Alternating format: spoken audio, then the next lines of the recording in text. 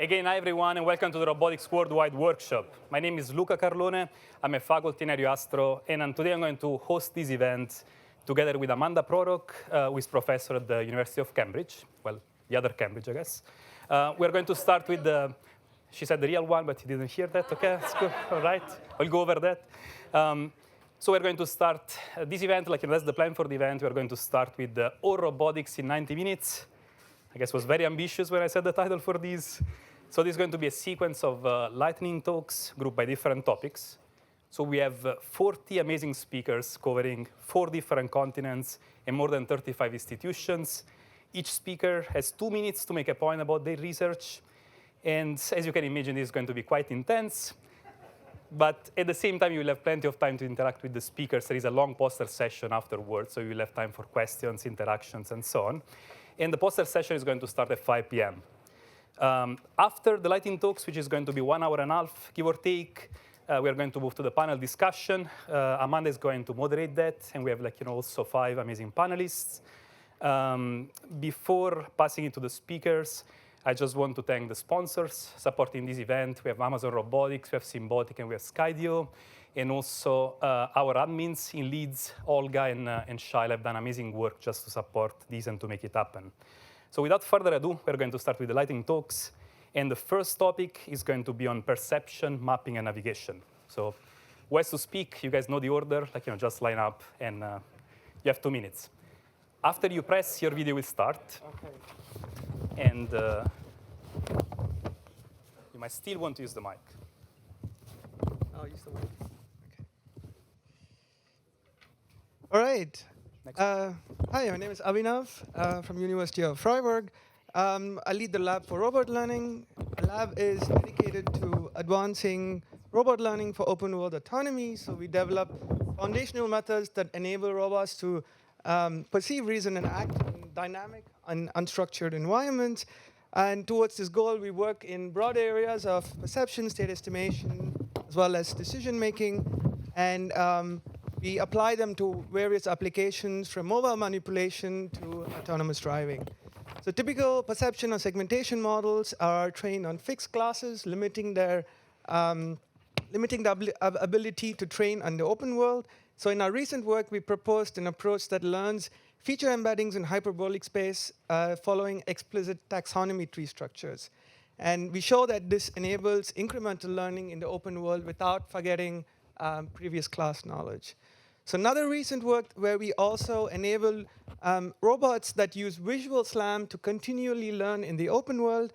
And in this work, we introduced this concept of continual SLAM and extending the concept of lifelong SLAM to sequential deployments in different domains. So our proposed CL SLAM outperforms existing domain adaptation methods. So finally, as we've all seen lots of applications of large language models, and most of the LLM-based planning approaches focus on either manipulation or navigation tasks. And in this work, we basically proposed an approach for mobile manipulation that uses LLMs for reasoning. And here we ground the language models within structured representations from open vocabulary scene graphs. So I believe that the future of robotics lies in developing autonomous systems that can continuously learn, adapt, and reason in the open world. And I believe that the advances in foundation models, continual learning, and common sense reasoning will drive this transformation, enabling robots to function in reliably complex environments. Thank you.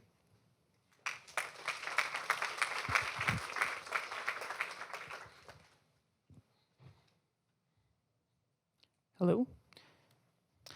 Hi, I'm Helena Lenikova, and I want to talk to you about one of my favorite topics, which is volumetric mapping for robot path planning. And the question we want to answer is, how can we use volumetric maps for robot path planning? And the first question we want to ask is, what the heck is a volumetric map? So you're hopefully all familiar with a lot of 3D representations. The most common is point cloud. These come directly out of your sensors. A common other representation is meshes. Here you have connectivity information on the surface. Another common representation is occupancy. You know where stuff is and where stuff isn't. And I will argue in this very short talk that distance fields are really useful. And so what is a distance field? Well, they look kind of like this for a chair. So in 1 second, you'll see a cube of distances. So it's basically a dense volume where you have short distances to the surface in a dark color and large distances to the surface in a bright color. And so why is this useful? So the biggest property of this is that collision checks require only a single lookup. So if you look up any point on this distance field, you get the radius of the largest collision-free circle or sphere in 3D just with a single lookup. So this means you can collision checks complex shapes really easily. You can do lots of collision checks in parallel, and you pre-compute where all of your free space is. And you can approximate more complex robots as a set of overlapping spheres. Another really cool quality of this is that by just doing basically differentiation in this field, you get the gradients for free. So if you have an optimization-based method, it works super well for telling you where free space is and isn't. And if you come to my poster, I will show you heaps of videos of how this can be used for robotic path planning, both for drones, for ground robots, and for mobile manipulators, and also show you how to compute these on GPU really fast. Thank you.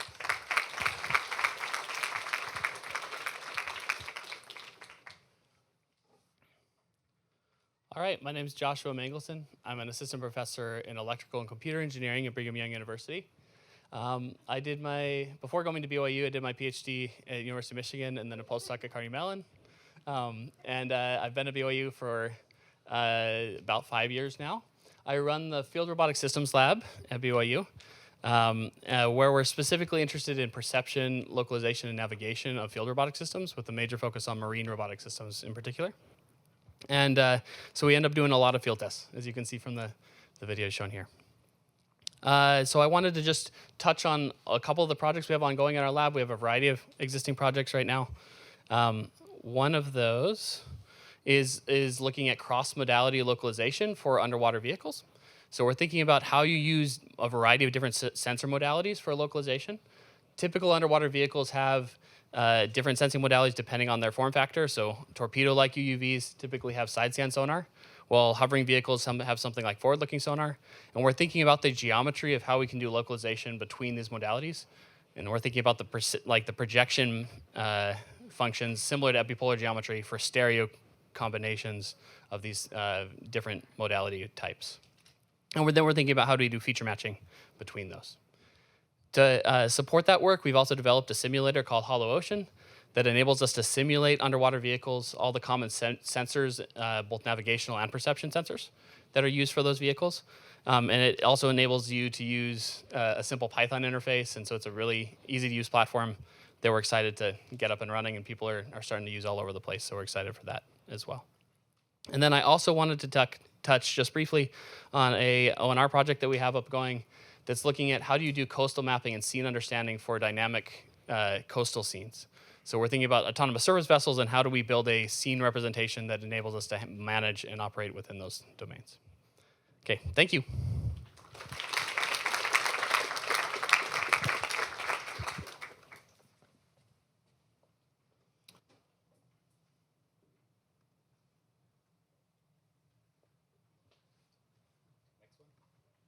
Okay, my name is Maurice Fallon. I'm a professor in the University of Oxford. Spent about 6 years here as a research scientist and postdoc. I was working on the DARPA Robotics Challenge, which our team was mostly based in a disused warehouse about 100 meters in that direction. And I also worked in Stata Center with John Leonard in marine robotics in SLAM.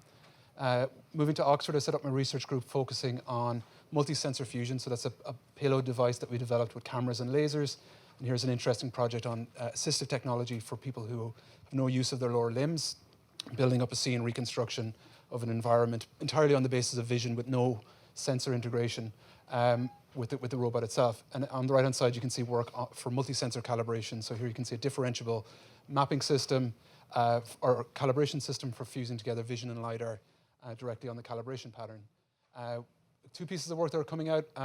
One is a large-scale data set that we've developed by recording data sets in lots of the lovely college buildings in Oxford. Here you can see Christchurch College being reconstructed by a SLAM system, and we've mapped a variety of different college environments with ground-truth tripod-based scans that allow you to test SLAM systems and neural radiance fields, Gaussian splatting with high accuracy. Here you can see the colorization quality from the calibration I mentioned.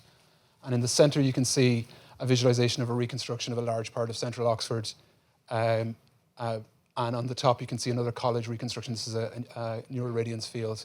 Here, the method has classified and segmented the sky, and it has segmented submaps according to co-visibility.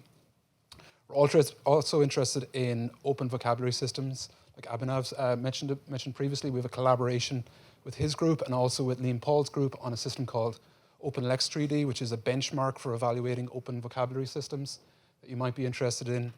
And that's my time. Thank you very much.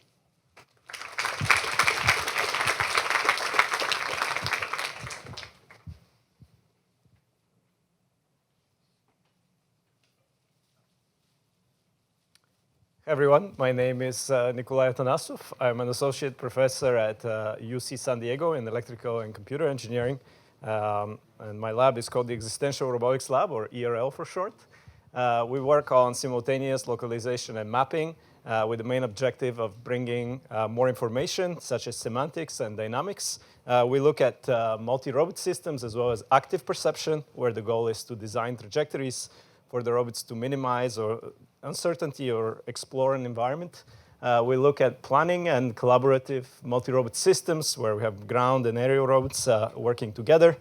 More recently, we have a few arms in the lab, so we've started working on reinforcement learning and inverse reinforcement learning with the main goal of doing transfer learning between different arm types. We do quite a bit of control and stability, where the focus is to guarantee safety in, for example, dynamic environments where someone is messing with your robot. We do motion planning as well, capturing dynamics for, again, aerial and ground-wheeled robots.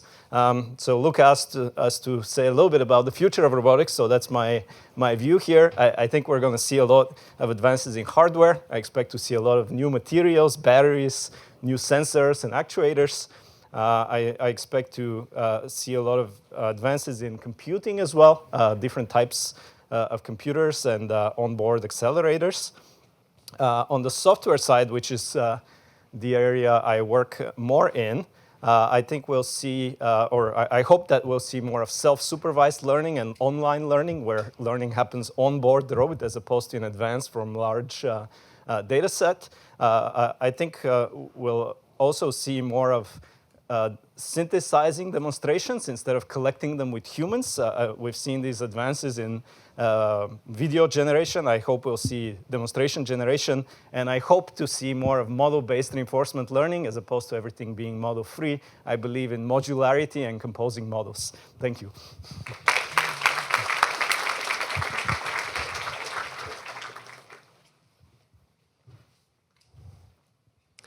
Hello everyone, I'm Toby Fisher. I'm an assistant professor at the QUT Centre for Robotics in Brisbane, Australia.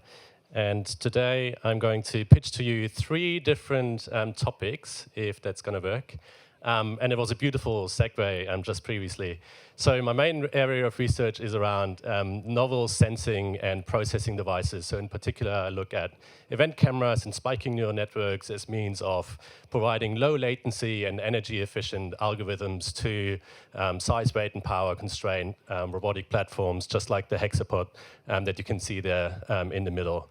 And we recently have some really cool work where we deploy a fully neuromorphic system on one of those robotic devices and deploy it out in the wild for robot localization and visual place recognition, which I guess is my main area of research. My other area of research that I just recently got into is around underwater perception and reef restoration. I want to call out my collaborators here, Scarlett Rain and Beverly Gorey. And what I'm particularly proud of there is a real-world field deployment with the Australian Institute for Marine Science, where we deploy little coral devices that have literally new coral, and we find a suitable substrate for those devices to be planted up on in the Great Barrier Reef to help a little bit with climate change. And we can also look at change detection of the coral over time in subsequent times. Now here, in the last couple of seconds, my big hobby project, which is RoboStack. So if you ever want to get Ross to work on whatever laptop you currently have in your hand, or even on your mobile phone, which I'm going to present at ICRA, go for it. So the last pitch around the future of robotics, or the future of the tiny part of robotics that I do, is that neuromorphic computing brings intelligent robots where GPUs can't go, from underwater reef restoration to remote infrastructure monitoring. Thanks very much.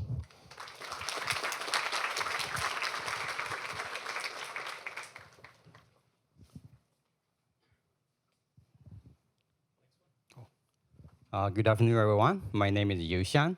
I'm an assistant professor from the University of Texas at Dallas, where I lead the Intelligent Robotics and Vision Lab. So we focus on three research topics in the lab: perception, navigation, and manipulation. For perception, we're looking at novel or few-shot object detection and segmentation, as well as hand-object interaction. By solving these problems, the robot will be able to understand objects and how humans manipulate objects. In navigation, we're looking at autonomous robot exploration and semantic mapping. The goal of the robots is to explore unknown environments and build a semantic map. So this can be useful for downstream tasks, such as mobile manipulation. For manipulation, we're looking at grasp planning and motion planning.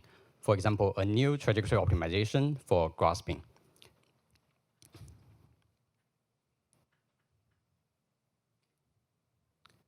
So in the future, one direction I'm really excited about is learning manipulations from humans. So humans can demonstrate many tasks to teach robots. The goal of the robots is to learn these skills from human demonstrations. Here, I show you an initial results where our robots pushed the chair according to the human demonstration video.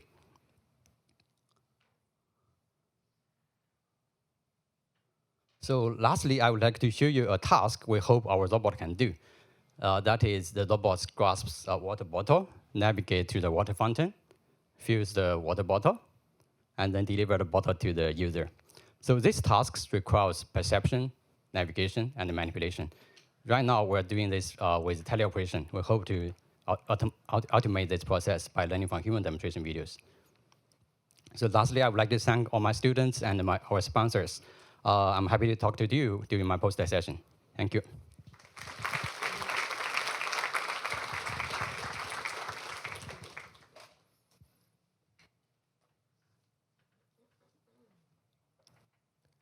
Hi, I'm Jiajun. I'm an assistant professor at Stanford. I'm going to talk about our research on physical scenery today. So our goal has to be to connect the multi-sensory observation we have, like visual data, but also auditory, tactile data, and nowadays language data, and try to infer the scene representation that is about the physical objects and physical scenes, including, let's say, object geometry, texture, material, but also their articulation, as well as, let's say, how they vibrate to produce the sound, acoustics, feels, and physical properties. Once you derive that physical object and scene representations, you can use that to support a number of applications, including some of those in. So to connect that representations, of course, you want to use all these techniques, what we call inverse rendering, as well as like rendering, how you can close the loop, right? Do inverse and forward rendering. These days, a lot of them are using neural networks or using differentiable rendering simulation techniques. And then we can use them for graphics and vision applications like controllable generation, like seeing objects from different viewpoints at different time step of their lifespan, different lightings, and for robotic manipulation, as well as in longer term for reasoning and planning. So in my next minute, let me just highlight one project where we work on that is focusing on how much these large language models these days have understand physical object representations and can be useful for planning. So this is a work we call embodied agent interface that we presented at last year's NeurIPS dataset track as an oral paper, where we try to use a single line that you can use our package to evaluate how LLMs are doing in embodied AI environments in 4 different aspects. So just using a single line of code, we have a pretty standardized goal specifications, interfaces, as well as metrics to evaluate how LLMs has been doing in goal decomposition, action sequencing, and transition modeling. And we benchmark a number of existing LLMs and see how they perform in long horizon planning in these different embodied environments. And you can see they have different strengths and weakness. We also try to do categorize the errors and see where these LLMs are making errors when they're doing planning in these embodied AI environments. Thank you.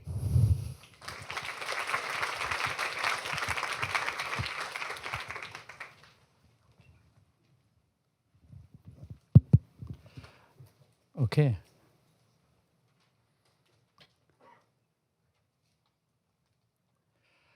Hi, I'm Igor, and I'm with the Toronto Intelligent Systems Lab. As you guys know, we roboticists come in two flavors, at least secretly in two flavors. Those who lean towards collecting more and more real-world data, and those putting a stronger emphasis on simulation. And in our lab, we believe that this dichotomy is a false one. The core hypothesis of my lab is simple.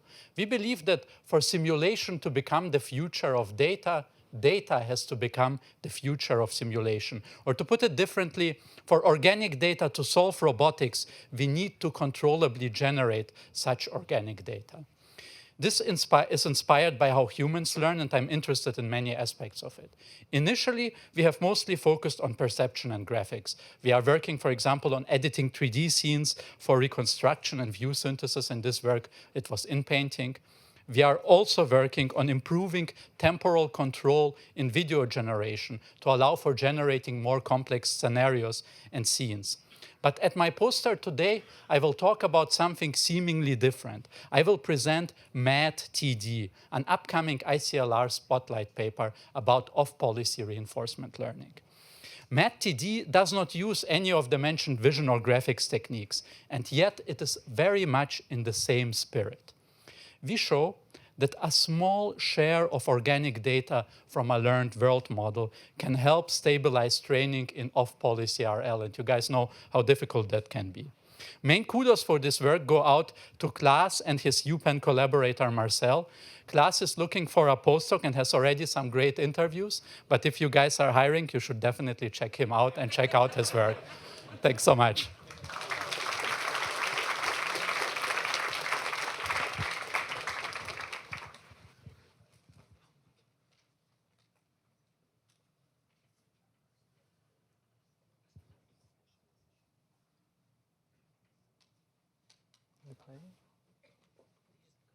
Okay. Hi, everyone. I'm Hang Zhao from Tsinghua University. I got my PhD here here, so it's great to be back. Is it playing? Yep. Okay. Yeah, my lab is called Mars Lab. We research on multimodal learning, autonomous driving, and robotics. And we not only stay in the academia, we also build and deploy. We had a startup called Galaxy, and we built humanoid robots and mobile manipulation platforms. And in collaboration with our industry partners, Li Auto, Bosch, and Mercedes-Benz, our autonomous driving research become to have real-world impact. And the first, the first research highlights is called DriveVOM. DriveVOM is a vision language model that performs scene understanding for long-tail scenarios and make decision-making for autonomous driving. And we also proposed the first dual system, vision language model plus end-to-end policy for self-driving. This dual system has been deployed on more than 500,000 consumer vehicles in China already in collaboration with Li Auto. This is the system demo that the model outputs text and decisions in real time. The next research highlights is about robot parkour learning. We developed a robot parkour policy with real-time onboard vision and reinforcement learning. And it got the Coral 2023 Best Paper finalist. And last year, we also took it to humanoid robots and to get the humanoid parkour learning. And I believe the future humanoid robot research should study agility and force control, and all the robot parts should interact with the world, so whole body control learning. And finally, I'm super interested in multi-robot coordination in both competitive and collaborative scenarios. If you're also interested in humanoid robots, please talk to me. Thank you.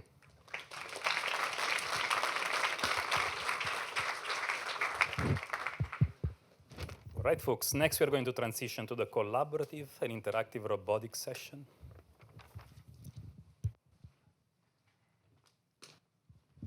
Good afternoon, everyone. I'm Hao Zhang. I'm associate professor from University of Massachusetts, Amherst, and I'm leading the human-centered robotics group at UMass. And my whole research group focuses on this so-called lifelong collaborative autonomy.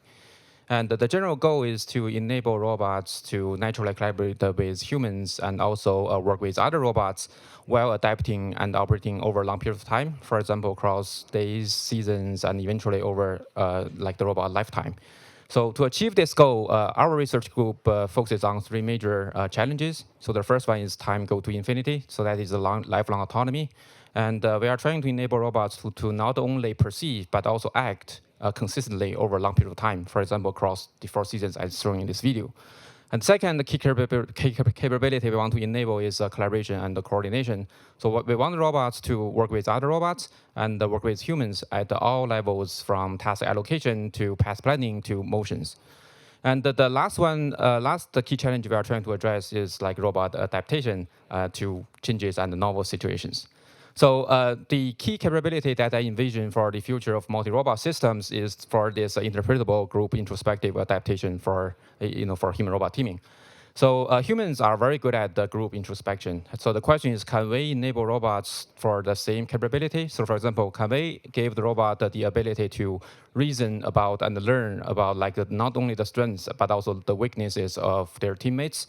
And if some failure happens, can we allow the robot teams to adapt together? So those are the questions we are trying to answer, and we have several ongoing projects like centered for this on this task. And we are particularly answer several questions. For example, how this generative AI can help these multi-robot systems in the field. How can we redesign the autonomy stack to better accommodate like multi-robot learning systems? And how can we integrate the classic traditional multi-robot system approaches together with the modern learning approaches?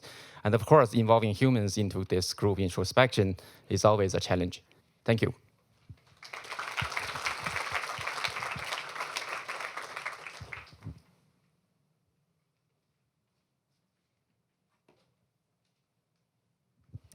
Hi, I'm Neri Karapetian. I'm an assistant scientist and MIT Joint Program faculty at Woods Hole Oceanographic Institution. And my research is on algorithmic field robotics for exploration and environmental monitoring. On one hand, my research is concerned on solving this high-level global area coverage problem where the aim is to visit maybe predefined areas in the environment where large-scale environmental monitoring or survey operations are considered with surface vehicles that can be either homogeneous or at the same time they can be also heterogeneous. On the other hand, I'm interested also on performing coverage or navigation with specific and adaptive goal in mind, where the region of interest is something specific. In this particular case, it will be shipwreck, or it can be also defined as maybe coral reefs, or maybe some other regions of interest, which can be also the oyster reef. So the question is how we can actually develop this navigation method that can actually be generalizable from these different environments in the local frame. As such, the vision for my research is to design planning and coordination algorithms that are planned for the heterogeneous or multi-agent systems that are actually robust for the dynamic changes in the environment. As such, the approach that I have taken is I'm arguing that maybe end-to-end solutions are not going to be feasible in this case. And the way that I'm approaching the problem is through the hierarchical approach, where I'm solving this high-level, global-level planning algorithms that are splitting the problem to the sub-problems. And then within the sub-problems where the uncertainties are manageable, I'm taking into account on a sub-team level the uncertainties. And finally, on the single agent level, I'm solving the low-level coverage or adaptive navigation method. That's it. Thank you.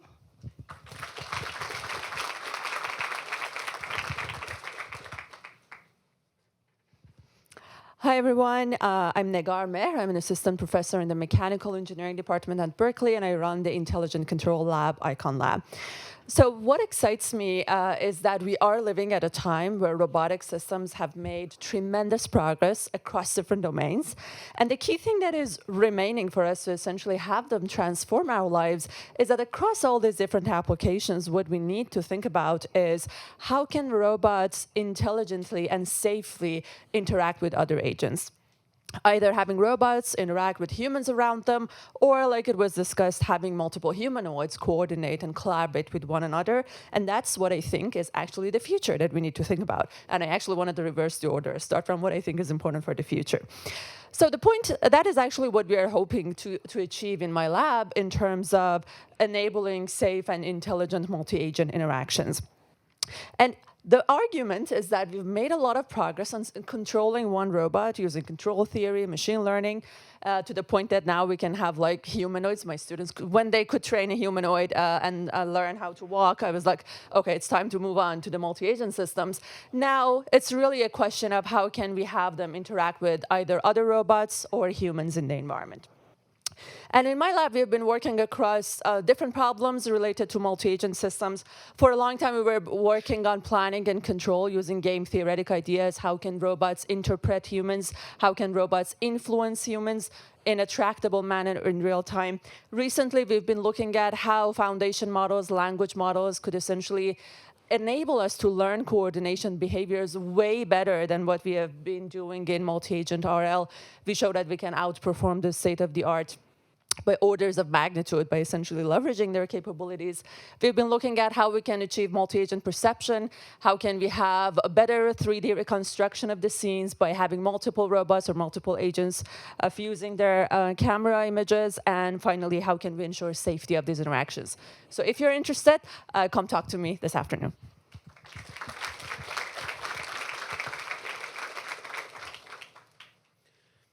Okay, so good afternoon, everyone. I'm Javier Alonso Mora from TU Delft. Together with my team, we are working towards having robots that can collaborate in environments shared with other robots and humans, towards that vision that you see there of the smart factories and cities of the future. I guess is it playing? Or? It was very long in the introduction, okay. Anyway, so we developed many different tools. So one of our recent works is on combining semantic information with geometric information with particle-based maps in dynamic environments. That's the one you see there. However, most of our work is in motion planning. So we develop methods for real-time motion planning that account for uncertainty, global reasoning, as well as the interaction with other agents. That's an example from the self-driving car that we work at TU Delft. Our methods are of broad applicability, also for drones that I will not show here, and mobile robots. There you see an example from a sampling-based MPC or MPPI, making it robust to disturbances, like in that case, the box that pop up in the middle of the trajectory, and it could handle it. Now, yes, so now the robot will not only have to interact with other agents, but also with the environment itself.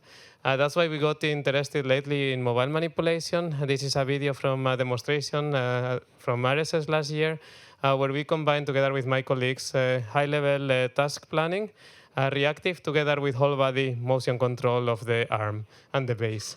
And to achieve complex tasks, we are now combining imitation learning with geometric control for the safety warranties of those methods. So there you see Sarai. That one will be presented in Learning for CD.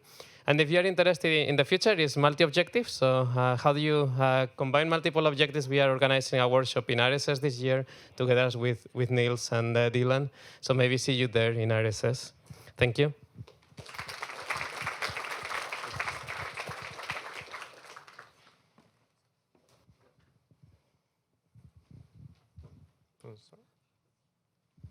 Hi, I'm Rudolf Ulikov, and I'm leading the Intuitive Robots Lab at the KIT. And our goal is to make human-robot interaction more intuitive. And that includes developing new learning methods, but also methods that try to explain the behavior of the robot. And we tackle several barriers that basically hinder intuitive human-robot interaction.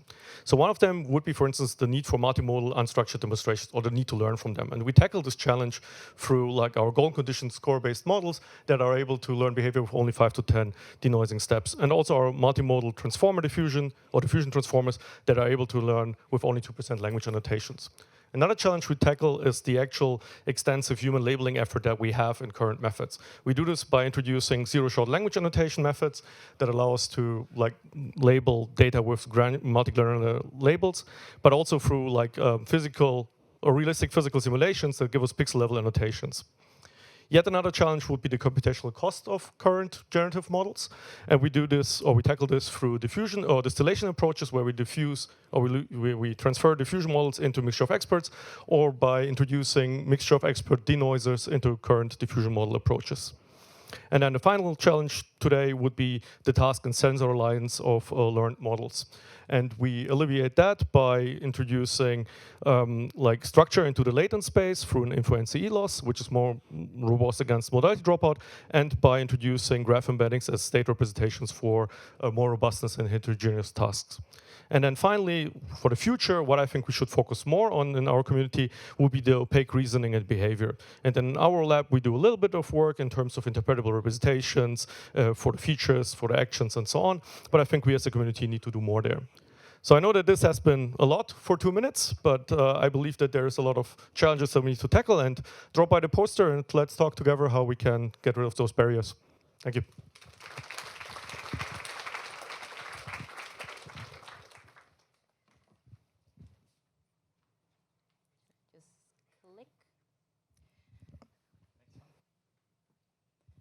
Hello, everyone. I'm Nadia. I lead the Figueroa Human-Centered Robotics Lab at Penn, and we focus on generating fluid human-robot interaction, allowing robots to physically assist humans in daily activities, and most importantly, we want robots to always be able to adapt, to swiftly adapt to changes in the environment and the task and the human preferences. So we focus on 3 research directions in my lab: control for safe human-robot interaction. As you see in these videos, we develop highly reactive techniques where the robots are capable of ensuring safe human-robot interaction using dynamical systems, control bearer functions on task space with non-holonomic control-affine systems, and also in joint space. So we also develop efficient learning algorithms with guarantees. So with a couple of demonstrations, we want robots to be able to learn as much as possible and squeeze as much data from that demo while allowing the robot to be robust to perturbations and succeeding the task correctly. So this is with a dynamical system formulation. And the third direction is on robust estimation for interaction and assistance. So we're developing robust filters that certify tracking of humans. We're also exploring using different types of wearable sensors to be able to detect more than kinematics, but also dynamics. For example, here there's an ultrasound sensor that's measuring the muscle deformation of the human, where we can detect torques and forces. And the last thing that I want to show is this new work from my lab, elastic motion policy, where with a single demonstration, you're capable of, the robot is capable of reacting and adapting in real time to changes on the in the task, in the object configuration. So in my poster, I'm going to talk a little bit more about this. If you're interested, come by.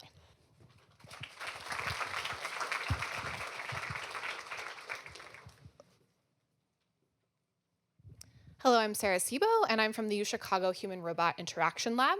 My research explores social dynamics in human-robot interactions, where I seek to understand and build human-robot relationships that enable robots to help people. I explore human-robot interactions in several contexts, including home environments, education, as well as human collaborative groups. And research questions I'm interested in include: how can robots foster rapport with people to foster long-term interactions? How does a robot's social attributes, such as personality or perceived agency, impact people's experiences of interacting with the robot? And also, how can robots shape human-to-human interactions and interpersonal dynamics in group settings? One work that I want to highlight that was recently presented at HRI was on balancing user control and perceived robot social agency through the design of end-user robot programming interfaces. We were really interested in examining the trade-off between 2 factors: adherence to user preferences and perceptions of the robot's social agency, how much you view the robot as a social other as opposed to a tool.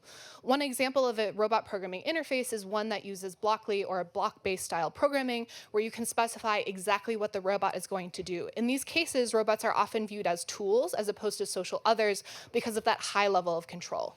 On the other hand, robots that are optimized for social agency often do not have any end-user programming interface at all in order for the robot to have this lifelike character.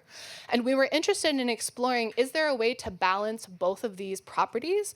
And our idea was to design a end-user programming interface that was a little bit more high level, where you could control high-level robot parameters by using buttons and sliders instead of this more fine-grained control.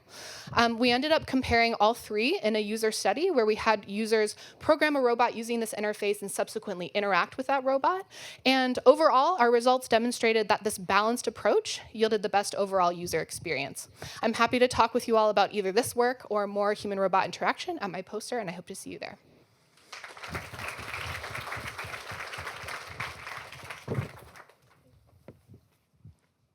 We're going to transition to the grasping, manipulation, and dexterity session.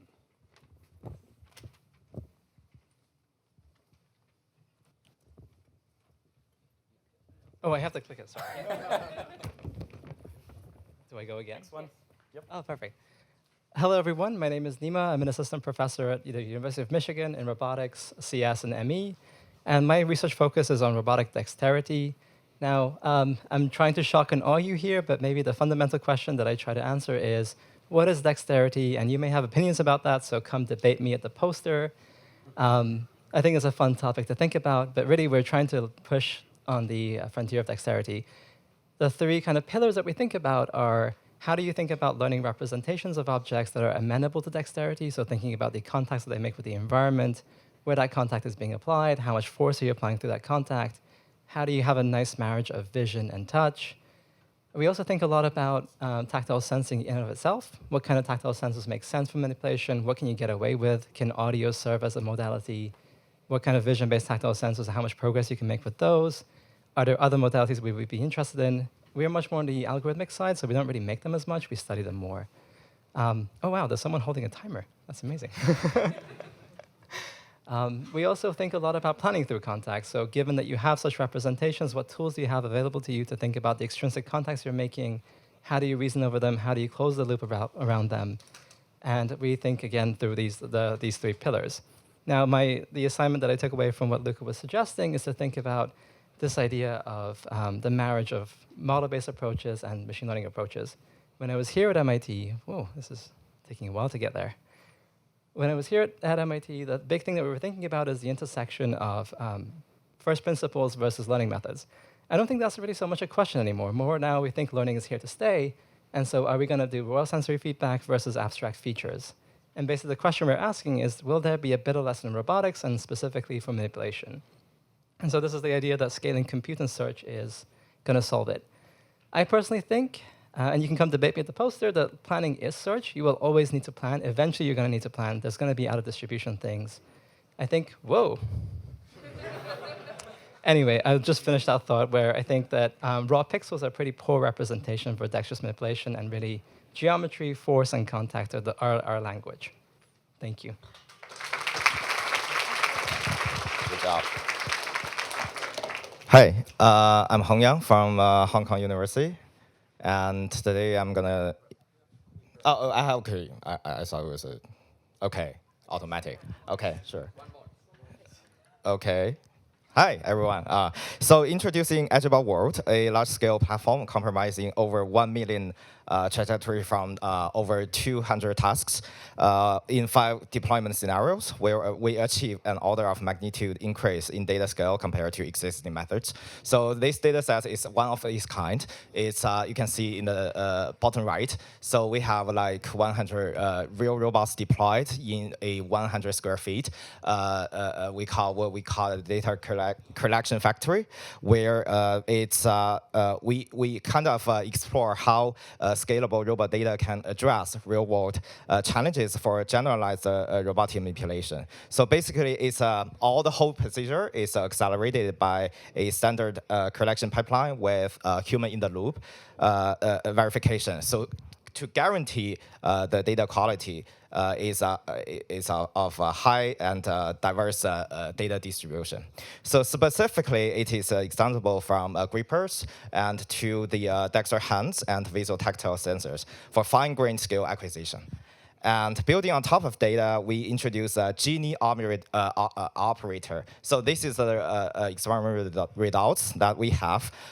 It's a novel generates a policy that leverages latent action representations to maximize the data utilization and also demonstrating the predictable performance scaling with increased data volume.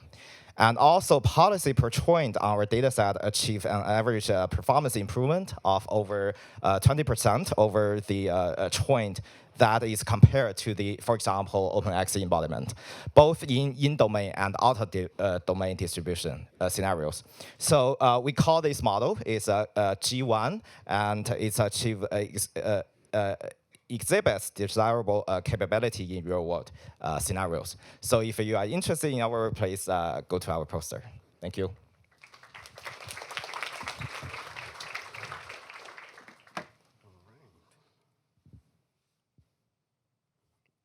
Hi, everyone. I'm Roberto. I'm a faculty at UT Austin and director of ROBIN, the Robot Interactive Intelligence Lab.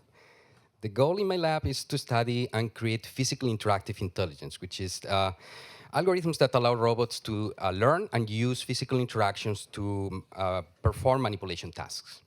And in my career and in my lab, that is what we have been doing, integrating imitation learning and reinforcement learning with control, planning, and mechanics to perform tasks physically in the world. And this video shows past research in my lab where we are exploiting physical interactions to explore and search or to perceive the world and manipulate in novel ways. But lately, I have been interested in a specific question, surprise. Are foundation models the only thing that we need to develop physical interactive intelligence? I argue we need some more things. Foundation models are very good at crystallized intelligence, which is more about repetition. But already in NLP, there have been some works that say that it's not that good for other types of intelligence. For example, fluid intelligence that will come in a second, or maybe not. Interesting. There we are. Fluid intelligence, hello. So it's the capability to reason about what is happening in the world, to extract, abstract, and deduct, and learn new things, and for sure not embodied intelligence. LLMs, foundation models are purely computational, so how to outsource computation to the embodiment is something that they don't reason about.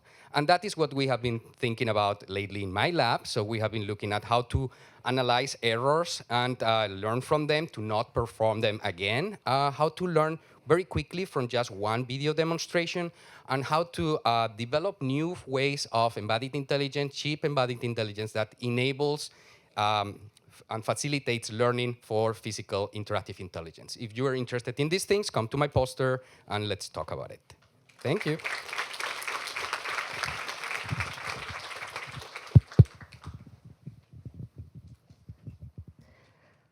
Hello, I'm Wenjin Yuan from University of Illinois.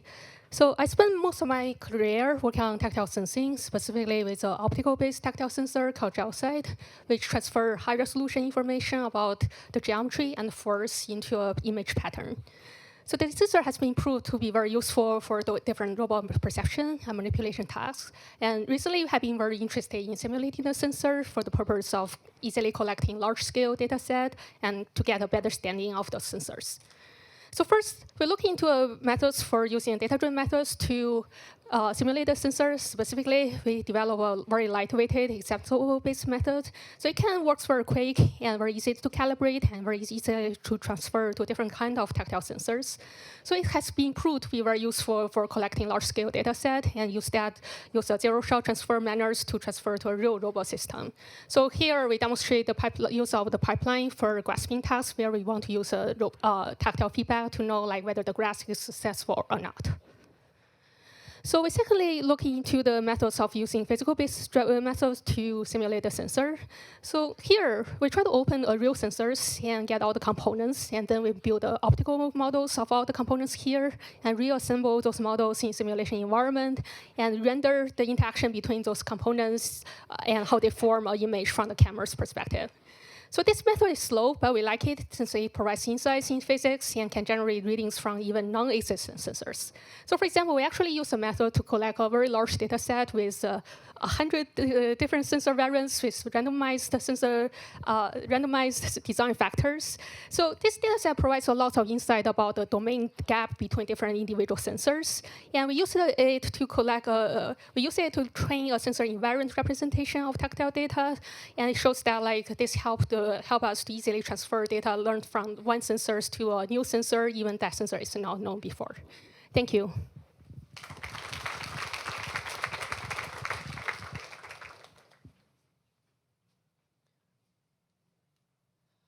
Okay, hi everyone. I'm Yunzhu Li from Columbia. My lab works on robot learning with a goal to help the robot better perceive and interact with the environments.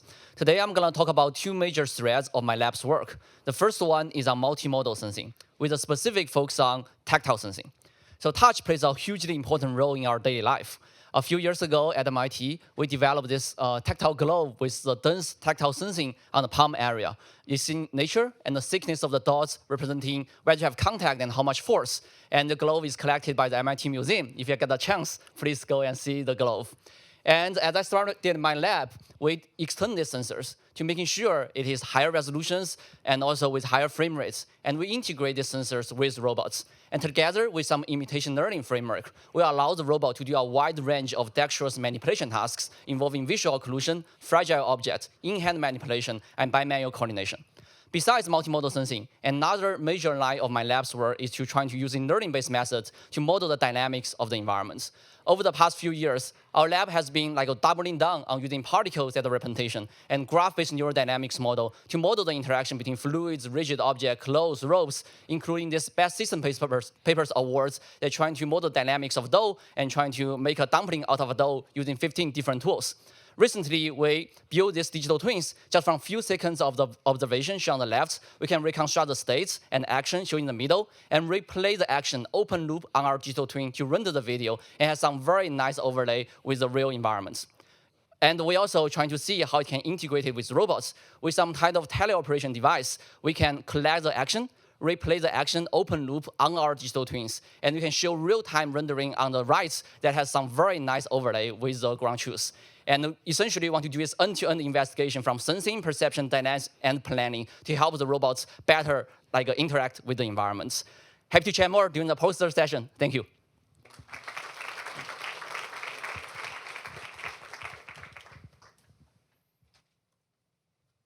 Hello, my name is Justin Yim, and I'm an assistant professor at the University of Illinois Urbana-Champaign, where I run the Novel Mobile Robots Lab, or NIMBLE.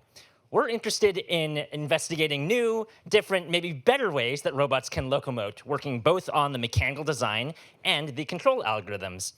An example of this is the kind of different, weird locomotion is jumping. Recently, we published a paper on leaping between and balancing on narrow branches like a squirrel.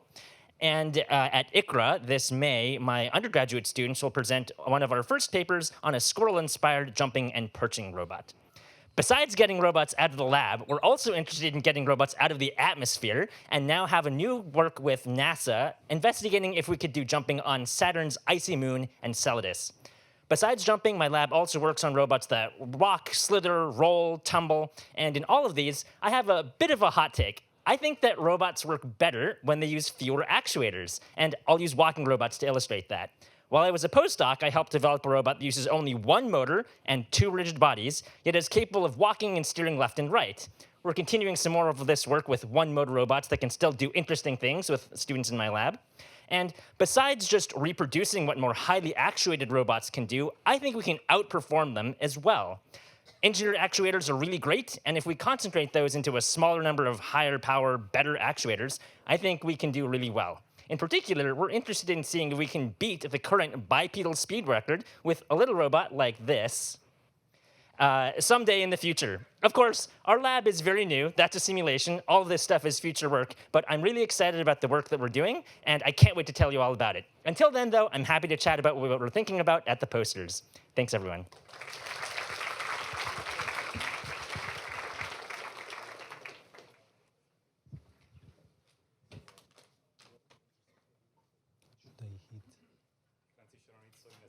Okay, so fast. Yeah. Should I do still moving? Or there you go. All right. Good afternoon, everyone. I'm Farshid Alambegi. I'm an assistant professor at UT Austin and a core faculty member at Texas Robotics. So I started my lab in 2019. I do surgical robotics, medical robotics. The core of the lab is in collaboration with medical schools, develop different technologies from software to hardware biomechanics, and develop what I call surgeneering, basically engineering of the surgery, developing technologies that hopefully at the end of the day, someone can basically take over. So the two team of the lab is developing robots that are dexterous, meaning that using flexible robots, continuum robots, and are autonomous. So if you map the whole types of surgeries, part of those are related to hard tissue, some of them are related to the soft tissue. So if you map it, dexterity and autonomy among them are different. So my goal is to develop technologies from soft implants, soft sensors, and algorithms that regardless of the type of the surgery, we can use them and bring them on the top right, left of this quadrant. So next slide. So with that, I'm abusing the time. So basically, we have 4 core projects in the lab funded. So one of them is developing basically a image-guided surgical robotics platform for orthopedics and neurosurgical application. So the core of this basically technology is using a continuum robot for a steerable drilling, meaning that drilling just in a straight trajectory. Now we can drill in a J shape, C shape, and S shape. We also have an implant which is flexible implant. So the second team of the lab funded project is developing an in vivo bioprinting robotic system, which is the interaction of the additive manufacturing, bioprinting, and surgical robotics. And the third actually project we have is developing a fully endoscopic system with novel tactile sensors and complementary machine learning algorithms, diffusion models to help with pre-screening and detecting cancer, the whole GI tract. And the last team of the lab is autonomy. So autonomy in surgery is a little bit tricky. We are talking about partial autonomy for a specific surgical task under the supervision of the surgeon. And then if you need to know more, stop by my poster. Thank you.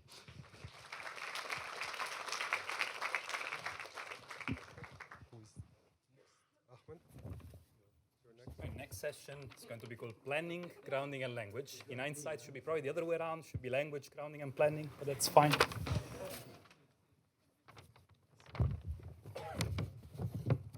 Hello, everyone. My name is Ahmed Sunusi. I am assistant professor in the Department of Computer Science at Purdue University.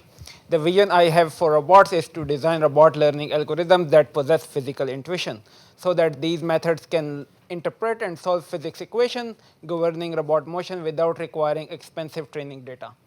We apply these methods in various applications, such as robot navigation in dynamic environments, also robot task and motion planning, where in this particular video you will see robot moving objects out of the way to retrieve the target object.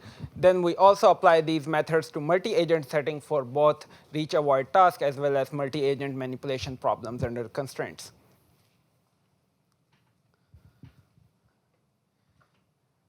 Some of the results that we are really excited about is, like, first we apply this method to solve robot manipulation problem. In this particular example, you see robot opening the door, and then it will move this cup filled with liquid from one point to another under orientation constraint in these confined environments.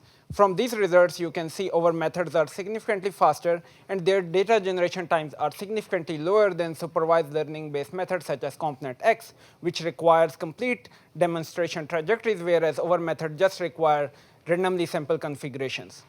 And these methods are also faster than traditional methods like C by RRT.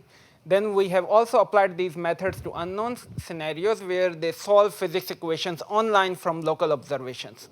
And the solution of these equations are these arrival time field maps, which helps robot navigate these environments without requiring any additional motion planning tool. Additionally, we also scaled this method to high-dimensional C spaces so that they can generate these maps within the C space, and you can generate motion plans. So if you are interested in knowing more about my work, please visit me at my poster. Thank you.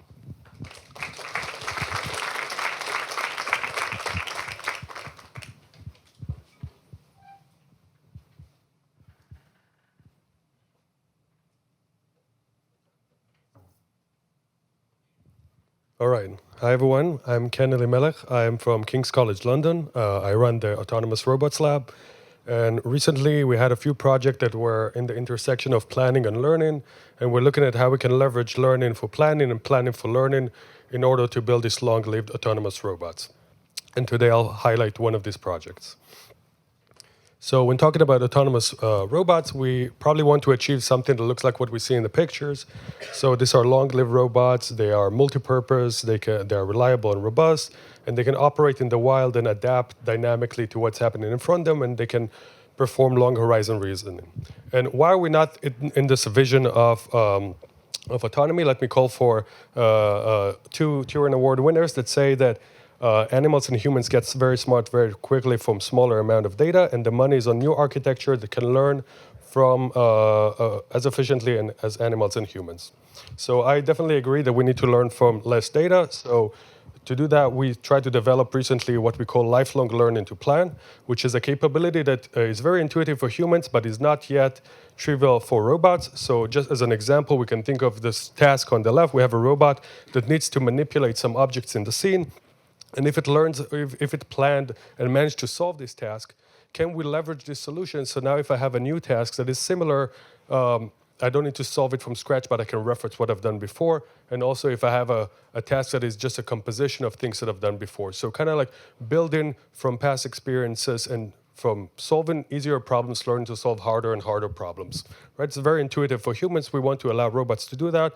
So we've developed this framework for lifelong learning to plan, which allows for online learning of strategies by leveraging abstraction. So we're abstracting experiences, and it's very explainable and intuitive, and it allows for autonomously and continually improving the capabilities of the robots.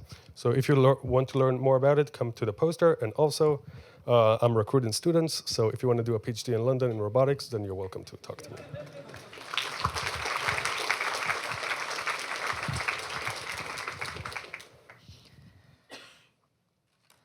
All right, I'm Rahul Shom from the Australian National University, and I'm reaching you here after two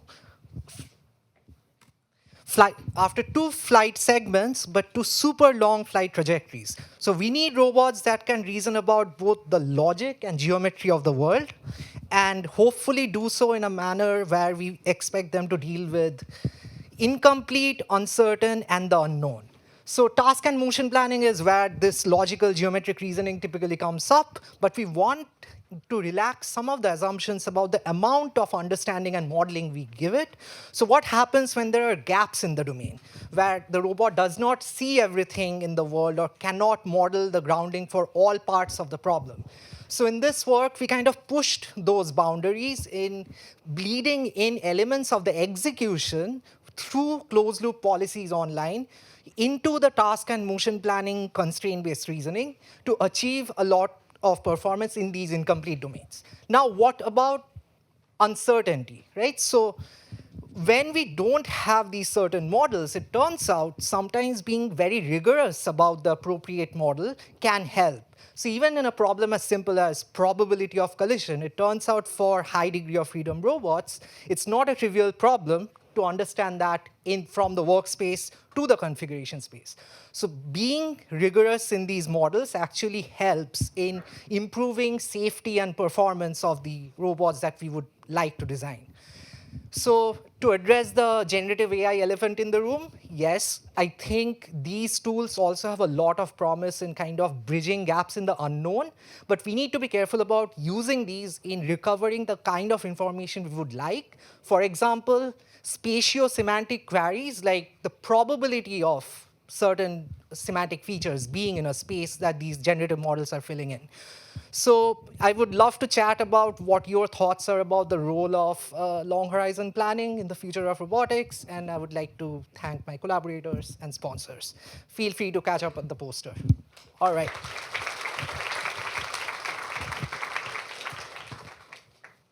All right. Hello, everyone. My name is Dan Fei. I'm an assistant professor at Georgia Tech. And I lead the Robot Learning and Reasoning Lab, or RO2.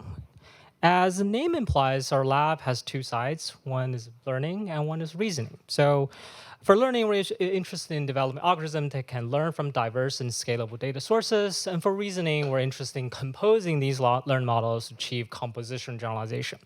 So we're told to make one point or talk, but I'm going to make this two, one for each direction. So first point or hot take is that we can actually learn from human data. So human data are actually robot data in disguise and should be treated as such. Together with Meta, we developed a recent work called Ego Mimic that allows us to collect such data in the form of robot data and jointly train human data and robot data such that the policy can perform a lot better than learning from robot data alone. And one of the most interesting things we found is that human data is actually a lot more valuable than robot data because we can move a lot faster and more efficiently than when developing a robot. The second point I'm going to make is that task motion planning is still relevant in today's generative world. And in particular, we want to make generative models or generative planners compositional or compositional generalized. One of the work we're trying to we do is to embed diffusion models as factors in factor graphs. Also, 10 problems represented as factor graphs. And you can think of the task plan as the graph structure and motion planning as doing denoising diffusion message passing on this graph. The second work I want to mention is that we can actually chain diffusion models together easily by just specifying how many models you want to chain together, and just by telling the model how many segments you want, you can actually solve these long horizon maze navigation problem and Lego locomotion problems. And if you're interested in knowing more, talk to me at a poster.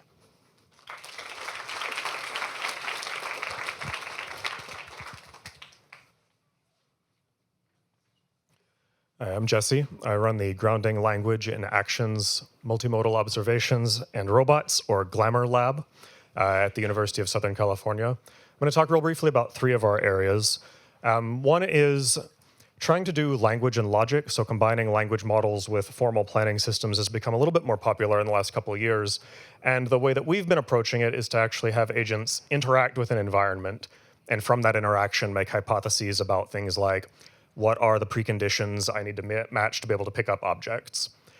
We're also working on probing policies for language grounding. So if we give a command like go right past the couch and stop at the table, if I just change the word right to left, I expect to see a change in robot behavior. It turns out for a lot of off-the-shelf policies, really simple changes like this are sufficient to get the robot to do the wrong thing, which is terrible.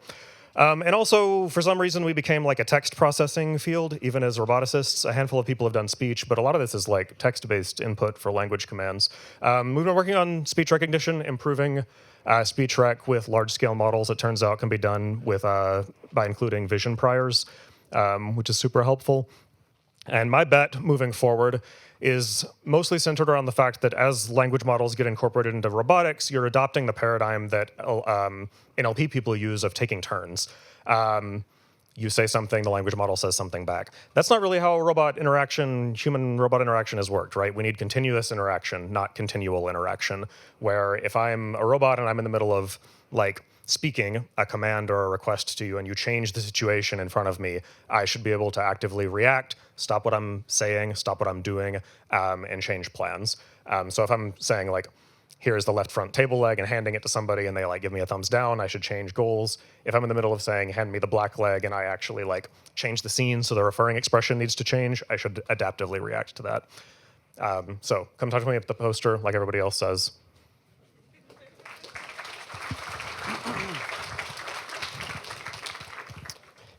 Hello, I'm Jonathan, and I feel like we've seen too many robot videos, so I'm not going to do that.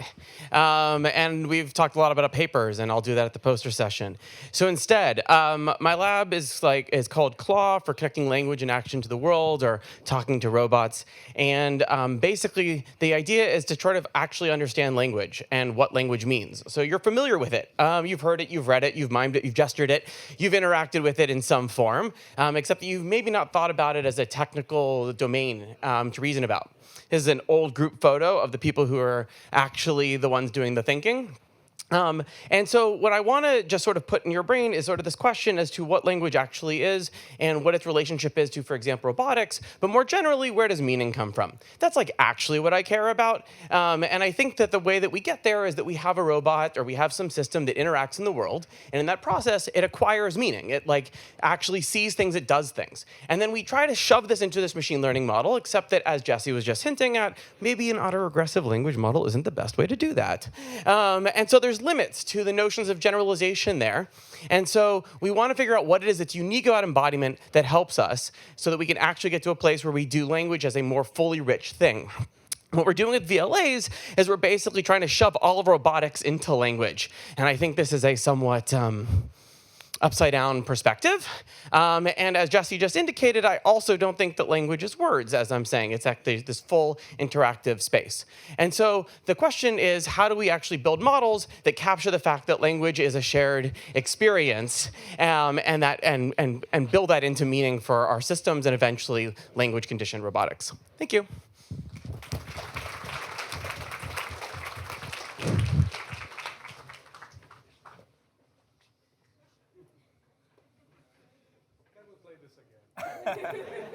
Let's watch it a little bit longer.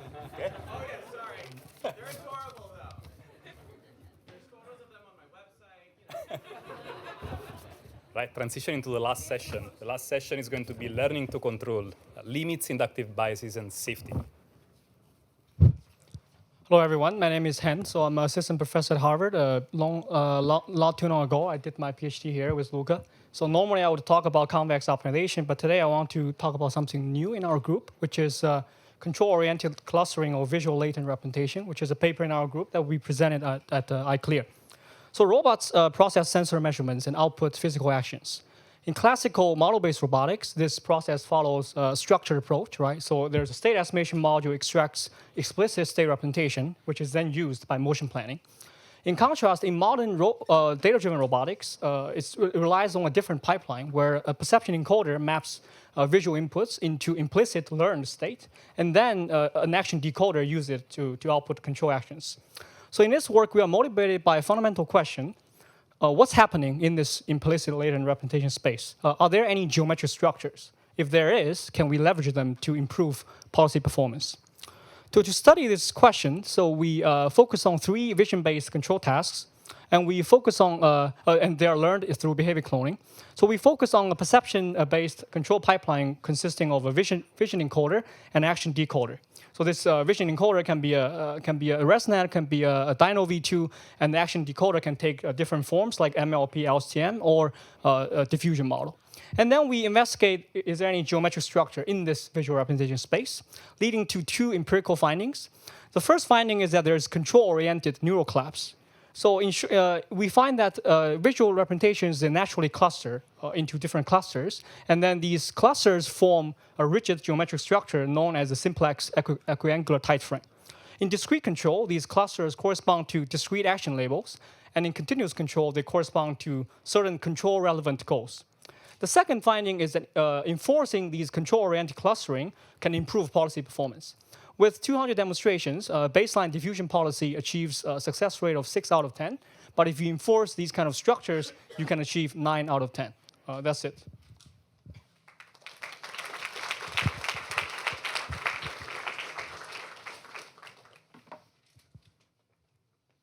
So, hi, everyone.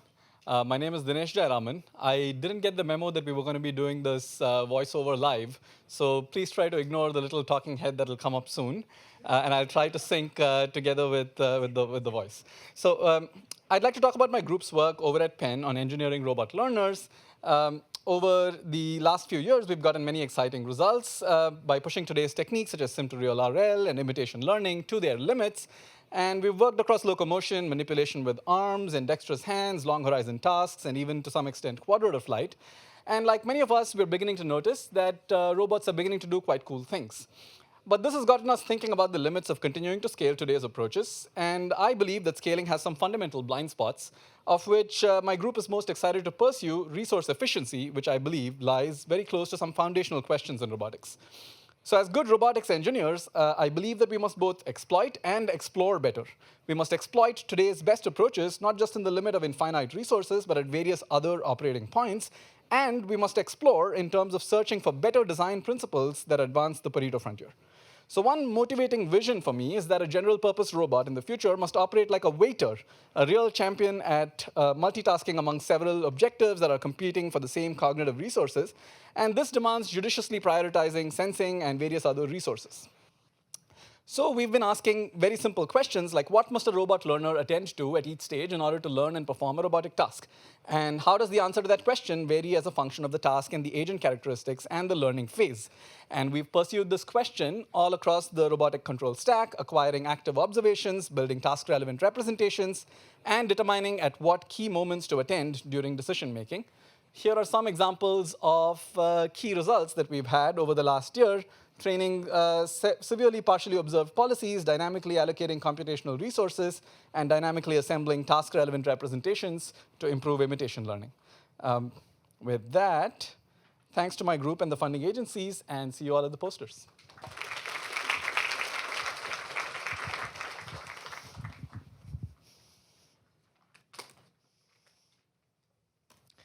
Hello, everybody. My name is Antonio Loquercio, and like Dinesh, I'm also from UPenn, the only university who managed to give a degree not only to Trump, but also to Musk. But anyhow, I'm a new professor. This is going to be quickly about my research topic, which is learning from imperfect model. I'm going to give you a quick overview of my previous work in this area, and I'm going to plot it on 2 dimensions, model accuracy and real-world data, which is the amount of data you need to account for the inaccuracy of the model you are training on. My first work in this direction has been the one on drone racing. We had a very high-quality model.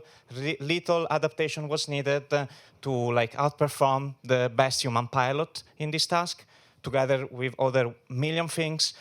But what we did recently and thought very interesting is that in another task, when you use a very bad perception model, if you couple it with less real-world data than we were expecting, you actually get quite good performance. In manipulation is where my results are the most preliminary, but we are observing similar trends. Bad model, little real-world data, and stuff seems to work. What I'm interested to study in my lab is essentially what happens at the limit. When your model is bad, not because you want to, but out of necessity. Like, for instance, if you want to control an enormous wind farm, is the data that you need logarithmic or exponential? And of course, all the previous work that I've shown more or less use the same, different algorithms.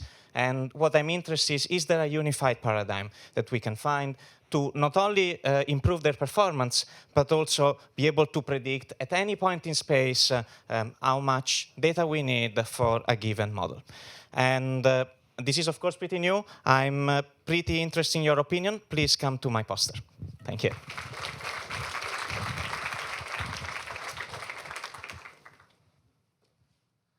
Okay, hello everyone. My name is Ayunga Harit. I'm an assistant professor at the Ohio State University where I lead the robotics lab. So our lab focuses on humanoid robot and assistive device. And today I would like to really talk about our work on learning adaptive humanoid locomotion. So our goal is to develop novel learning algorithms such that the robot can adapt to real-world complex environment. So compared to most of the end-to-end learning, our research trying to use in some model information, trying to understand, incorporate the physical structure to trying to build a hierarchical reinforcement learning where we could break down this locomotion problem to different layers, like navigation or stepping or gate policy. And this structure also allows us to incorporate a reduced dimensional representation at a different layer so that we could, probably with 2 more seconds, yeah, we'll try to incorporate a reduced dimensional representation at at the different temporal level so that we could improve the learning efficiency. For example, like we're trying to, our work like trying to build from the bottom. So we start from a very basic gate library that will learn a joint trajectory to make sure that the robot can walk stably blind. And then we, in addition to that, we add like perception so that the robot now aware of the terrain. So we can, the robot can walk over different terrain. And eventually we would like to go to the navigation so that the robot can plan a long horizon and walking over different obstacles. So if you're interested in humanoid robot, and please come talk to, oh, I see. That's all I have. So yeah, if you're interested in humanoid robot, please talk to the poster later. So thank you.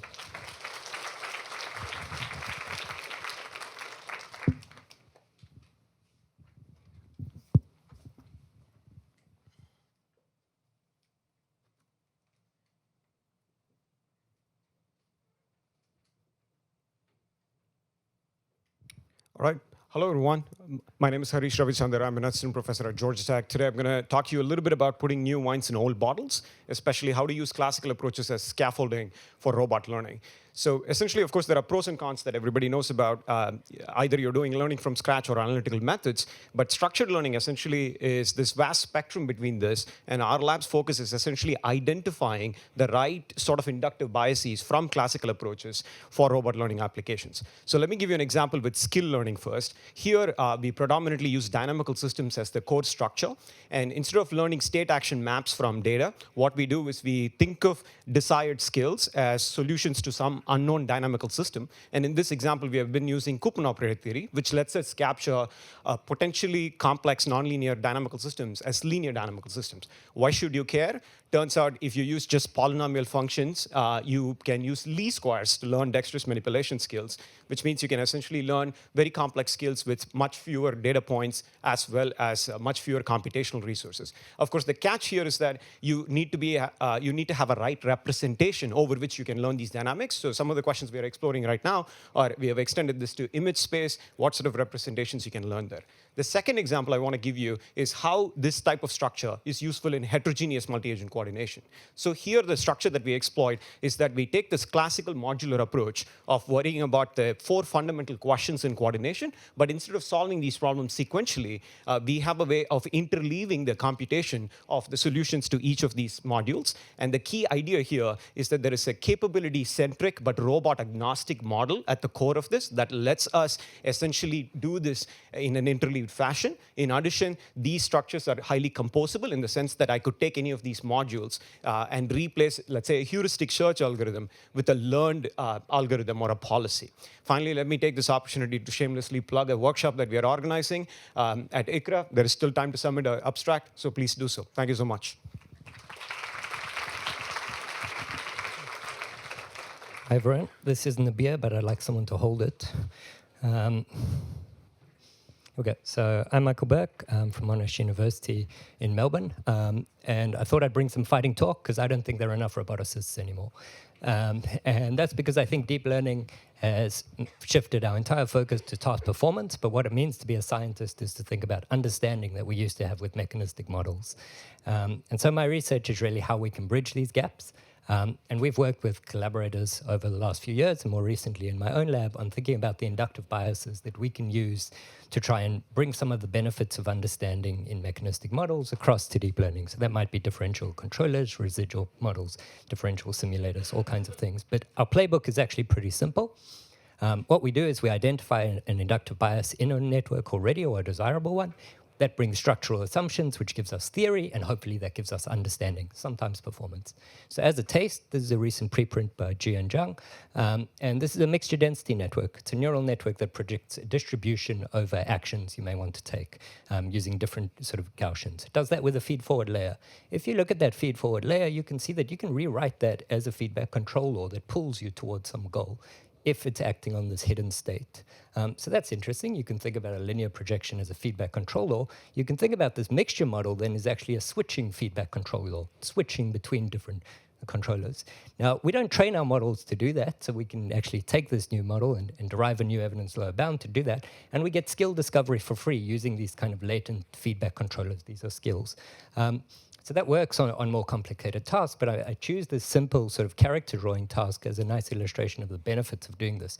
First of all, because we have latent feedback controllers, we open up a whole bunch of classical control stability in terms of we can do sort of learn linear dynamics models and then prove stability, but also we can see empirically that our latent states in these latent feedback controllers remain bounded close to those things seen in our training data. So that is a really nice example of how some additional sort of theory gives us insights and understanding and some performance. Thanks.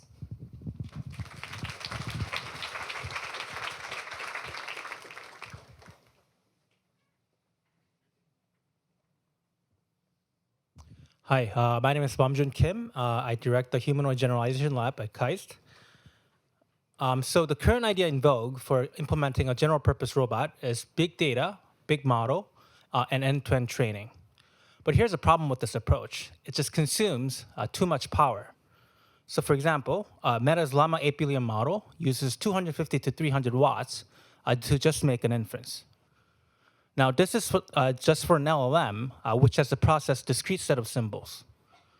I can only expect for robots, which has to process continuous high-dimensional sensory data and output a sequence of continuous actions, the power requirement would be larger. So as a researcher, I believe there's something to be done here because it turns out the humans only use 20 watts of power when we're asleep or when you're intensely using our brain. So the most general purpose information processing system on Earth uses only 1/10 of the power of a general AI systems out there. So this tells me that there's something significantly wrong with how we're implementing our AI systems.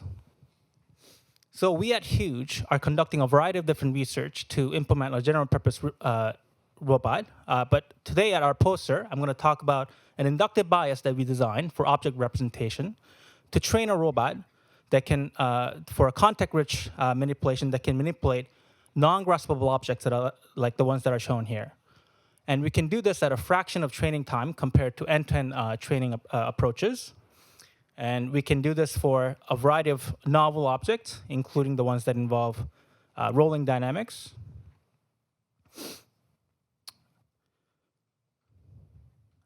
And everyday object like the detergent box. Okay, so if you're curious, I'll be happy to talk to you at the poster, and thank you for listening.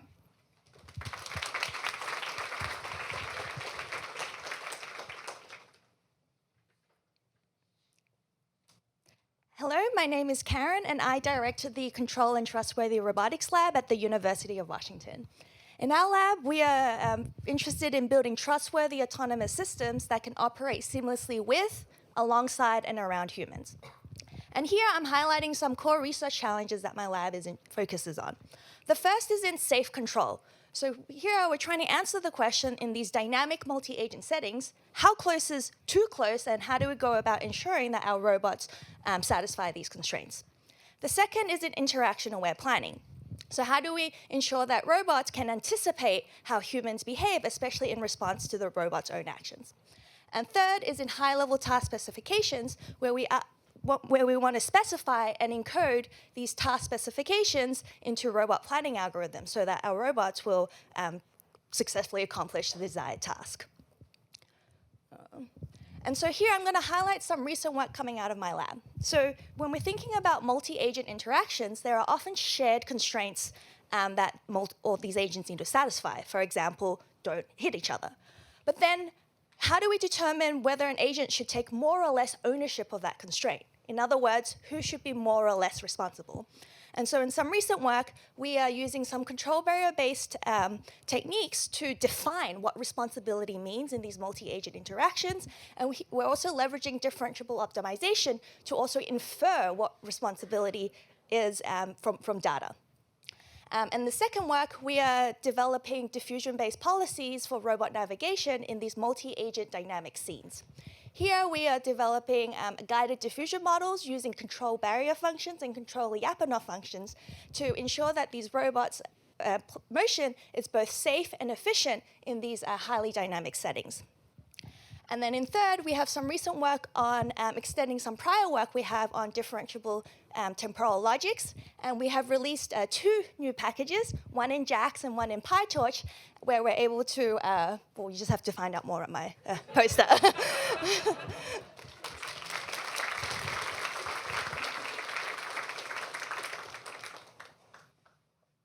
Hey everyone, I'm Shreyas Kausik. I direct the Safe Robotics Lab at Georgia Tech, and I just really don't want to get killed by a robot. It's my whole thing. So we build plug-and-play safety methods. If you take a out-of-the-box diffusion policy as an example and you tell it not to hit wine glasses, it will still sometimes hit wine glasses, even with perfect state information. And really, these are just ads for my ICRA papers, so come check them out. In this case, we built a safety filter that surprisingly can take these multimodal policies and occasionally bump you into a higher performing mode without any explicit task knowledge. So now we're trying to really understand how do we improve performance through safety. We also solve weird problems. So I was asked, how would you pollinate strawberry flowers? This turns out to be a very big problem in indoor farming. And we realized we could close the loop with a microscope to do visual surveying. The safety aspect here is a little bit more philosophical about feeding our population. But we also caught a bee. That was pretty cool. Microscopes, yeah. And then the thing that I'm very excited about coming up now is if you're stuck with learned dynamics. So here's a drift parking vehicle. It's hard to model that from first principles, but you can take a good guess from data. And then we can actually directly do reachability analysis to understand the safety of the system modeled as a neural network. And we did it over and over and over until the battery ran out. It was pretty fun. So come check this out at ICRA if you'll be there. Now, my position statement is that we need numerically sound safety methods. Last year, our RSS paper showed that sometimes your robot will just crash even when you think you proved that it won't. And it's because what you put on the paper is different from what you put on the computer. We're trying to be very, very careful about what we put on the computer being as complete in our theory as possible so that when it breaks, because it will, we know exactly what went wrong. It was just that our model was wrong. We can update that as opposed to updating new theory. Cool. Come check out the poster. Thanks.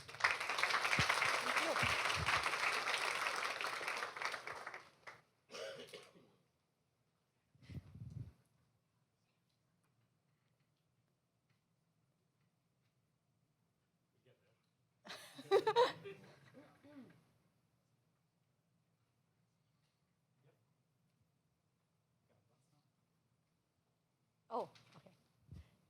Hi, my name is Nok from Iowa State University. I also don't want to be killed by a robot. So my work focus on correctness of learning-enabled autonomous systems. And particularly, we focuses on the unique characteristics of these systems. First of all, they have many requirements, and oftentimes these requirements are conflicting, meaning that there are situations where the robot cannot satisfy all the requirements. But they cannot give up. They have to do something. And these requirements are not equally important. Some are much more important than other requirements.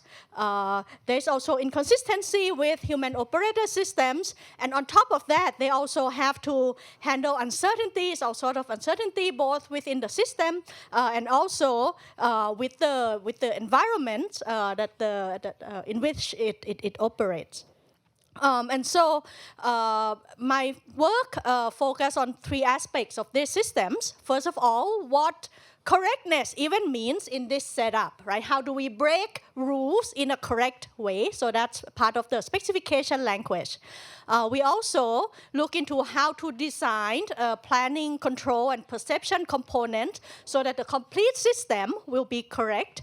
And lastly, we also look at the analysis of the complete system, knowing that the perception will never be perfect. What does that mean in terms of the complete system? If you want to hear more of this, please come to the poster.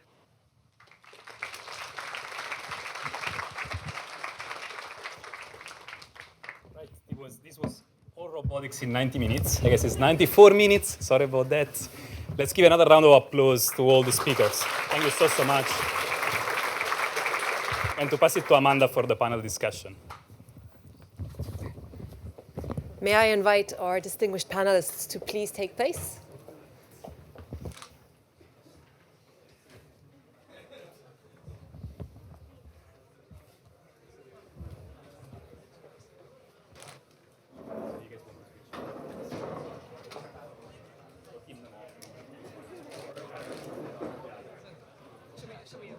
PhD? Sure. So I'll just do a quick intro and then hand it over to you guys for a quick intro, and then we'll proceed as What is that? with everybody.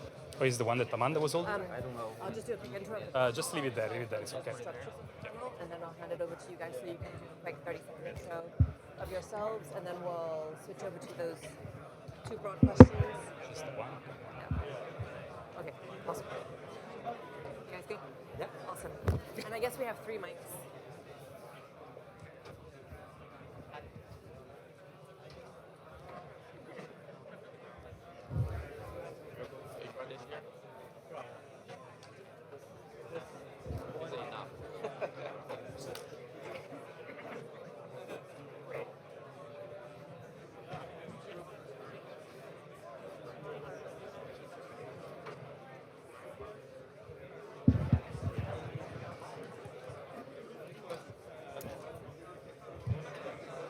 Okay, can I please ask everybody to take their seats? Wonderful. All right, so I'm Amanda Prorok, and I have the pleasure of moderating this panel this afternoon. So we're going to be structuring this panel in 4 main parts. We'll begin with a quick intro of each of our panelists. We'll then move on to discussing 2 broad questions that I believe capture the pulse of robotics today. We'll then move on to 10 minutes Q&A, for which I will invite audience participation. So please put your thinking hats on and come up with a couple of questions that you'd like to ask our panelists. And at the end, I hope we have 5 minutes left. We'll go through a quick fire round of yes and no type Q&A with our panelists that I hope should be quite a bit of fun. Okay, so why don't we get started? And I'll start on the right-hand side with Van. Would you like to introduce yourself? Hi, my name is Van from JAIST, Japan. So I'm the hardware guy, and my work is focused on the machine intelligence, mostly on implementing embodied intelligence through the adaptive morphology and thorough awareness of the physical world surrounding, and aim for the robotics that are efficient for accomplished tasks, but with less computational burden and also resource to the brain. And my main research is on the robotics, soft robotics, and also bio-inspired and tactile sensing. Thank you. Thank you. Hi, everyone. My name is Janet Volk. I'm an assistant professor for robotics at Stanford. And my background is in perception-based manipulation and planning using learning. And I started out with working a lot on just grasping and transition now to manipulation. I'm very interested in mobile manipulation as well, and not just using RGB data, but also a sense of touch and other modalities. And so therefore, I'm really excited about the poster session later on to dive deeper into all the wild claims people have made just before that. Hi, my name is Jana Tunva. I'm from KTH, Royal Institute of Technology in Sweden. I am one of those people who don't want to be killed by a robot. So my research is in formal methods for robotics, formal methods understood very broadly as rigorous techniques for analysis, verification, specification of systems. We use anything from temporal logics to reachability analysis to control various functions. And the whole trick is that this is really nice, under nice assumptions in nice lab environments. So our question is, how do we bring it to real open world with robots, with people, and that stuff? I'm Ram Vasudevan. I'm an associate professor at the University of Michigan. My work broadly is focused on how do we take optimization-based methods and try to deploy them into robotic systems and try to make that work effectively. My group has worked on all sorts of things. So we've done soft robot stuff, we've done autonomous vehicle stuff, we've done legged stuff, we've done locomotion, we do perception stuff. I think the thing that I care the most about is how do we take tools that exist out there and bring rigorous guarantees about how they function and how to make that actually scalable and deployable in the real world. Hi, I'm Liam Paul. I'm a prof at the University of Montreal. Before that, I was a postdoc here with John Leonard, who's hiding at the back, and Daniela. It's great to be back here. In our lab, we mostly think about building representations, or that's what I think about. I'm also affiliated with Mila, and so there's a lot of deep learning folks around me, and so there's a lot of learning-based stuff that also happens. We also think a lot about quantifying uncertainty and bringing some kind of guarantees towards these learning-based systems, mostly from the standpoint of perceptual representations. Fantastic. Thank you very much. Okay, we'll now transition to a warm-up question. Here we go. Do you think that the introduction of data-driven approaches is making robots more robust and reliable, or should we be focusing on more hybrid architectures that only partially leverage data-driven modules? Where shall we begin? Right in the middle. Ram or Yana? Okay. Right. So I think we saw a little bit of indication where the trends are going. I think the future is hybrid. As a formal methods person, I have to say reliable. There's a lot of things hidden behind that word, like safe, guarantees, trustworthy, trusted, all of these things. So to me, that's what's maybe currently missing in data-driven approaches still. And Janet has a reaction. No, I fully agree with Jana actually on this. This is definitely missing. So if we think about robustness and maybe resilience and all of this in data-driven methods, I think there are two aspects to it. I think on the one hand, data-driven methods, I personally find them to be more robust to small changes in the environment, like you exchange the object, the environment changes, the lighting changes. I think I find that these data-driven methods that are ingesting a lot of data, maybe based on internal VLM, they can actually generalize to all of these things now, which was definitely not possible before. But then on the other hand, if you actually see a robot that is running a learn policy move, it looks very ugly. I mean, not like in a way it looks intuitive. It's often based on imitations, but still the way they're moving, it doesn't look very smooth or flexible or reactive. And also, they don't have these safety guarantees yet. So I think if we talk about robustness, there are like these different axes that we could consider. Yeah, so I forgot who it was. I think maybe Michael Berg, who said who wasn't necessarily talking about a hybrid model, but a model that maybe uses structure as scaffolding for learning. I may be remembering who talked about this, but that would maybe be a third way to think about it as well. Cool. Yeah, I guess I mostly agree. I mean, I think that kids these days, though, they just want to train neural networks, you know? And they don't like doing math and things like of that nature. So You sound like an old guy. I mean, so I call it how I see it. I think, Ram, you have to step in now. Well, I kind of agree with Liam. I think the thing that's happened is I think the data-driven methods just have become particularly low-hanging fruit at the moment, given the scalability of the tools, be they hardware or software that we've been developing. Honestly, I think I'd even argue that the question presents this weird false dichotomy. I would assert maybe that model-based methods have a lot more to say, that they just still haven't, the story still hasn't been told completely. In fact, like the ways that we're thinking about introducing safety in a lot of these instances, even in these hybrid architectures, are things that are so driven by models. But I think all of the easy things when it comes to models have already been done. And so like in a lot of ways, we need these sort of more fundamental tools that can address these much, much harder problems. I think maybe a nice way to describe it is like, at the turn of the 20th century, around the turn of the 20th century, the three-body problem was presented to a bunch of mathematicians around the world. And the argument was, can we come up with a way to solve this multi-body problem and understand how it works?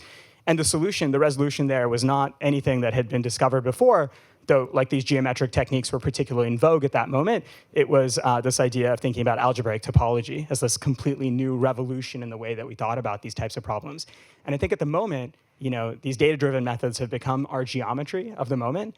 And I think there's a seismic moment, hopefully coming soon. Hopefully I'll be around and not, sitting in the corner crying to myself. But I think we'll be able to say much more powerful things if we can develop much more rigorous and powerful tools when it comes to thinking about model-based methods. I just want to dig a little deeper to something that you said. So are you arguing that we're at the end of the fun phase with machine learning and robot learning and transitioning more to, model-based, certifiable, transparent? abstract, mathematically rigorous? I think we're at an interesting place where I think these model-based methods, well, I think these learning-based methods are, I don't want to say hitting a wall, but they certainly have some subtle issues associated with them that seem non-trivial to address with just scaling. And maybe the point I'll make is maybe a naive one. I could be wrong 6 months from now, but I think the the lesson from OpenAI or trying to pull out something like GPT-5 has been like this chair that they keep pulling out from under us as we want to sit down. Maybe borrowing the what is it, Lucy pulling the football just as we're going to kick it is maybe the right analogy. I don't know if scale is necessarily going to address the problems when it comes to data-driven methods in the way that maybe everyone is aspiring to in this room. I think there has to be something much more deep about the ways that we think about models that maybe is missing here. And again, it's sort of like I'm sitting on a wall complaining. I don't have a solution yet, but I think there's a revolution waiting to be seen. And I hope we can see it in this room. So. Fantastic. Van, do you want to add anything to that? Yeah, how can I add? Well, from the viewpoint of the hardware-focused robotics, so I think the data-driven method is also very helpful to address to the uncertainties of the real world. And but if we only rely on the data-driven method, it's not enough. Considering on the uncertainty, not only the surrounding environment, but the robot itself. Okay, think about the backlash, about wear, friction, everything changed, especially on the long term and in the open wide. So that's something data-driven method cannot capture that. So I think that the hybrid combination between the embodiments and the data-driven methods can be something in the next phase, and we can. I think I'm very optimistic about that. Yeah. I like optimism. Fantastic. We'll transition on to the next question, which is, in the next decade, how do you foresee the interplay between innovation in hardware and software for robotics? Okay, so I can continue. So, okay, in terms of hardware, so I think in the future, so there's many innovation in terms of hardware. Not only about the form, the shape, but also about the materials it used for that. So with only advance in the materials, so I think we can have very totally like more reliable hardware in terms of also the sensors as well. So at that time, I think it's really benefit the software or learning, so that can deal better with the uncertainty of the surrounding environment.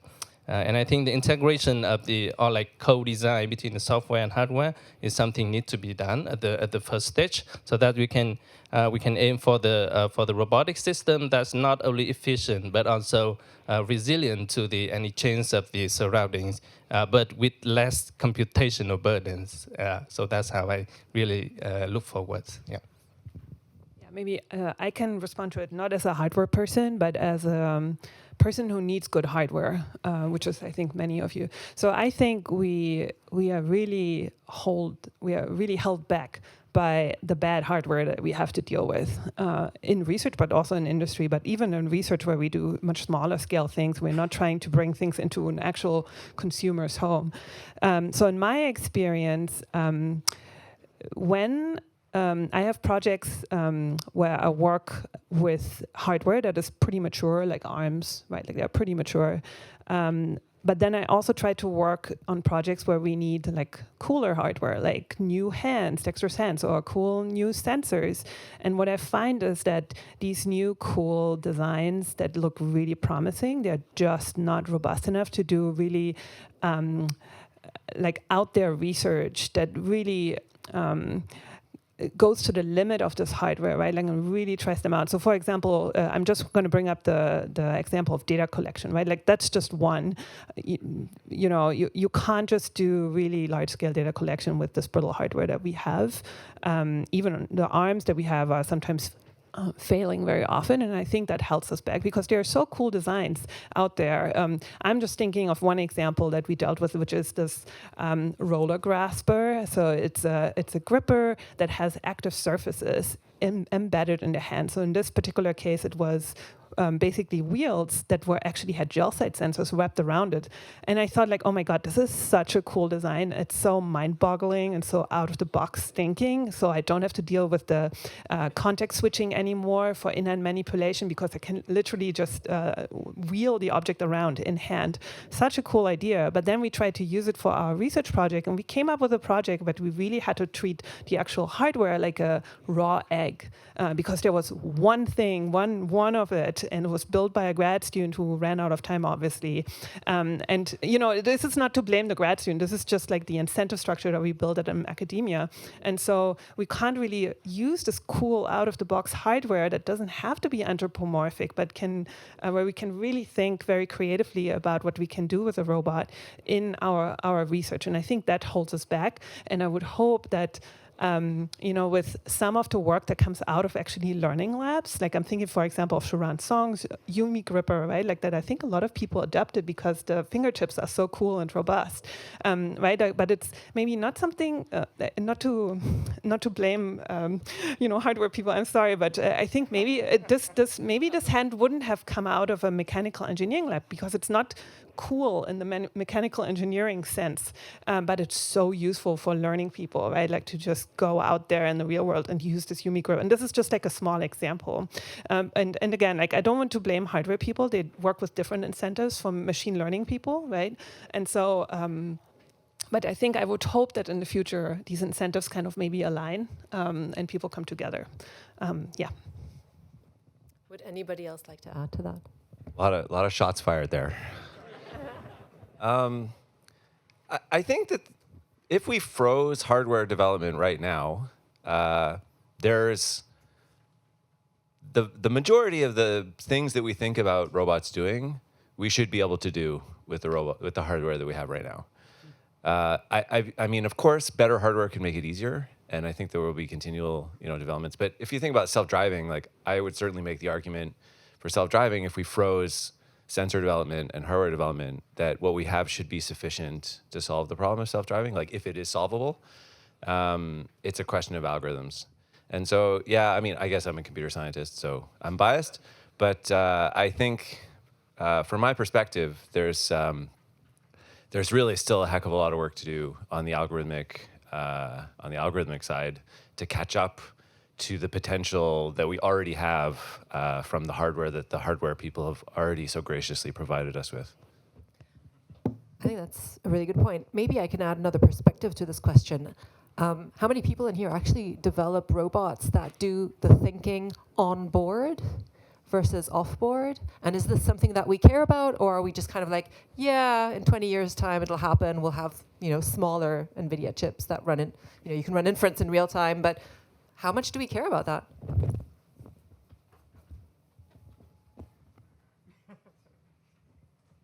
I care a lot, but my students only want to train neural networks. I don't know. Alrighty.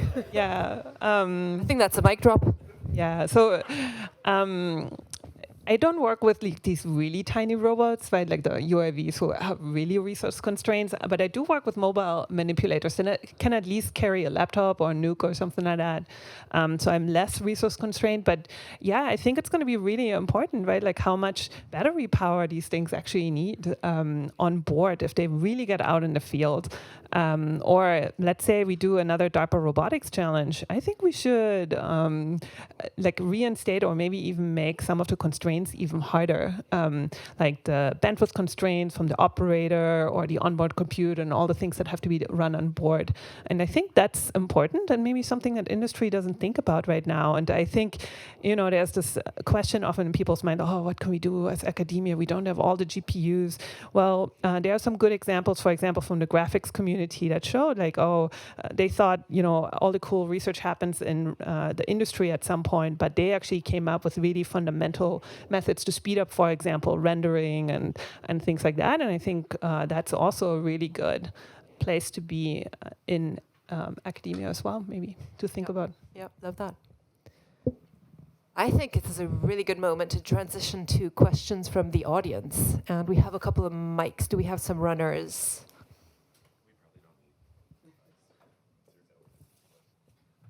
I think we can volunteer a mic. Yeah. Hi, thank you very much for the panel, and thank you to our esteemed panelists. One of the questions I have as a researcher who's also been working in industry is, especially with the promise right now that a lot of large companies are making right now with, they're pushing ROI and they're saying, these robots are going to be released as soon as like 2026 or 2027, whereas. Again, I'm trying not to make it sound like an either or situation, but at the same time, I feel like a lot of research is very,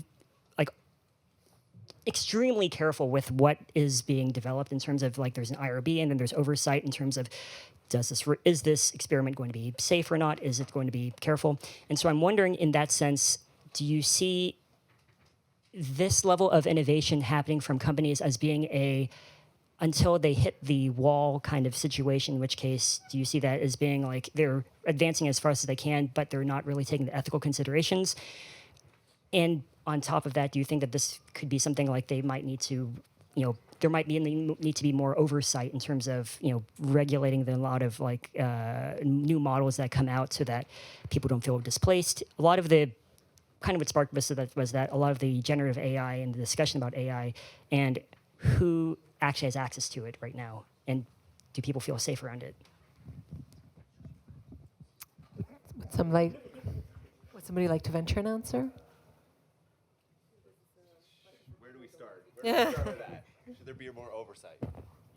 Probably. Probably there should be more oversight. I mean, I think the problem that we're running into at the moment is that companies have an incentive to at least overpromise, and then basically what ends up happening is the autonomous vehicle example is a really great one where Ford's CEO in 2014 promised that there would be a bunch of AV fleets deployed by 2020. And it turns out in 2018, he was fired and he disappeared, right? And so, I mean, that's basically what ends up happening with a lot of these companies in these types of timelines. So that's sort of setting expectations around how difficult robotics is broadly.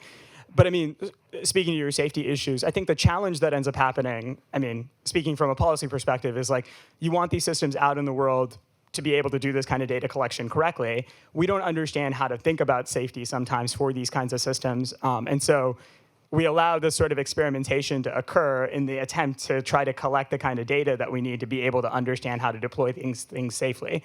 That's a really terrible paradigm because basically we are all the crash test dummies that exist out there, and any one of us could be in trouble with respect to that. But that's how the U.S. has thought about policy in this arena at the moment.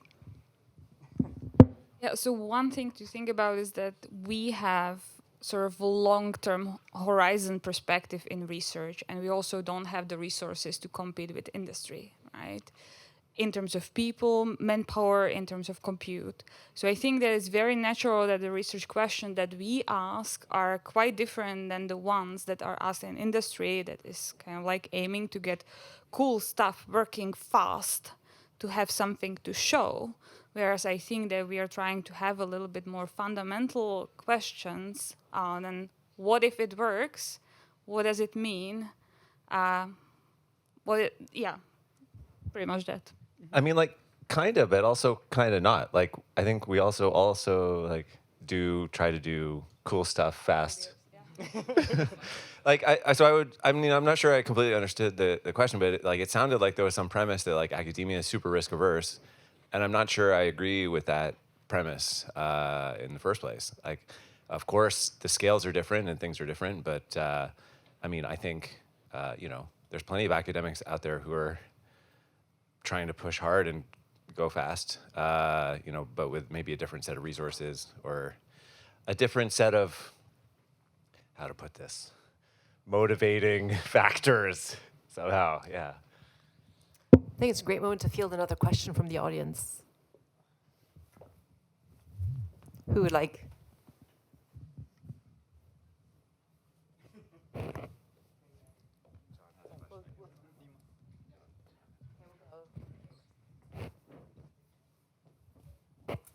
All right, as a person who tried to find the middle ground between learning and planning, so up until, let's say, a few years ago, the way to do motion generation was with planning, right? This was the standard.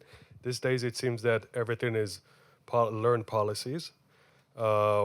where do you see the future going? Do you think planning will go away and we'll be able to do everything with imitation learning? Is there still room for planning? What's the deal? Okay, Nadia, I hate planning. So I made this point at a debate at ICRA, I think last year. It was more of a joke, but it also comes from a trauma that I have as a perception person in robotics, where I always, doing my PhD, wanted to integrate. I'm like an integration person. I love bringing systems together, actually. And so within the context of large European projects that paid for my PhD, we had to meet like all in a room for 2 days and put our stuff together across different countries. And yeah, it was always like, yeah, I have this perception module, but it's not giving the perfect environment model or it tracks the object perfectly, and we can't work with that. And I'm like, maybe you're starting off on false assumptions, right? Like of having perfect information about the environment. So that's kind of where my trauma with planning comes from. And so I think that's where I think planning methods could be interesting to loosen up the assumptions there on how much is actually known. So I like, for example, Lydia Kavraki's recent work that is like doing microsecond planning, for example, and then you can be really fast, even though you have only partial information. So I think that's one way, for that. Then I think planning has a role in just simulation of just like data generation, really, because you can use it there to generate tons of data in underprivileged information. I think there it has a big role. Then as far as I know, and I'm not part of Waymo or anything, but I think they're using imitation learning for generating their commands, but then they use a traditional system to actually check the imitation learning trajectories for safety, right? And so these are based on traditional trajectory optimizers and cost function and all of this. So I think there it has a role again. And then I think our architectures for learning policies are really bad. I mean, come on. I mean, they use so much data, and I think we can do so much better. We need kind of like a DeepSeek for robot policies, maybe. I think someone brought it up. There was like someone who had these quotes from Jan LeCun and from Rich Sutton, right? Like that we need like better right? And you were the one with the scaffolding, right? I'm sorry that I misrepresented you. So I liked your slides. I'll come to your poster. Anyway, but I think there's like so much more to do on the policy architecture to make the action representation also sucks, right? Nadia? Yeah. So, there's so much work to do to make this more efficient. And I think and one way could be to put planning in for things that could be done well with planning. Like, for example, just reaching for things. We know how to do this, right? Like, we know how to do collision avoidance. But then what's hard to model are the things that are actually in contact with the object, right? Like opening this can and like bending over this little metal piece, or this is the stuff that's hard to model where learning comes in. And so maybe for combining this with a planning-based method just for reaching, I see there's some opportunity for having better policy architecture there. Fantastic. I'm going to field one question from somewhere deep there. Yes. And then we're going to do a quick fire round. Okay, I'll come running. I'll come running.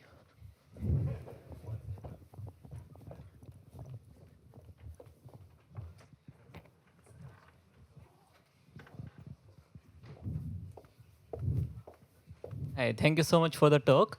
When we try to compare different methodologies, for example, one is using data-driven approaches, just take a lot of data and then train the model. And second is when we actually know something about what's going to happen, for example, in Newtonian mechanics, we know how is it going to perform in the next time step.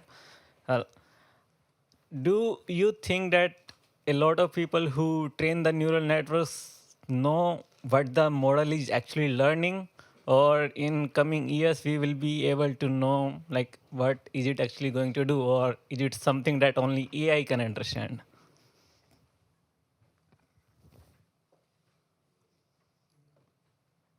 I think maybe Michael Burke can speak to that. I don't know.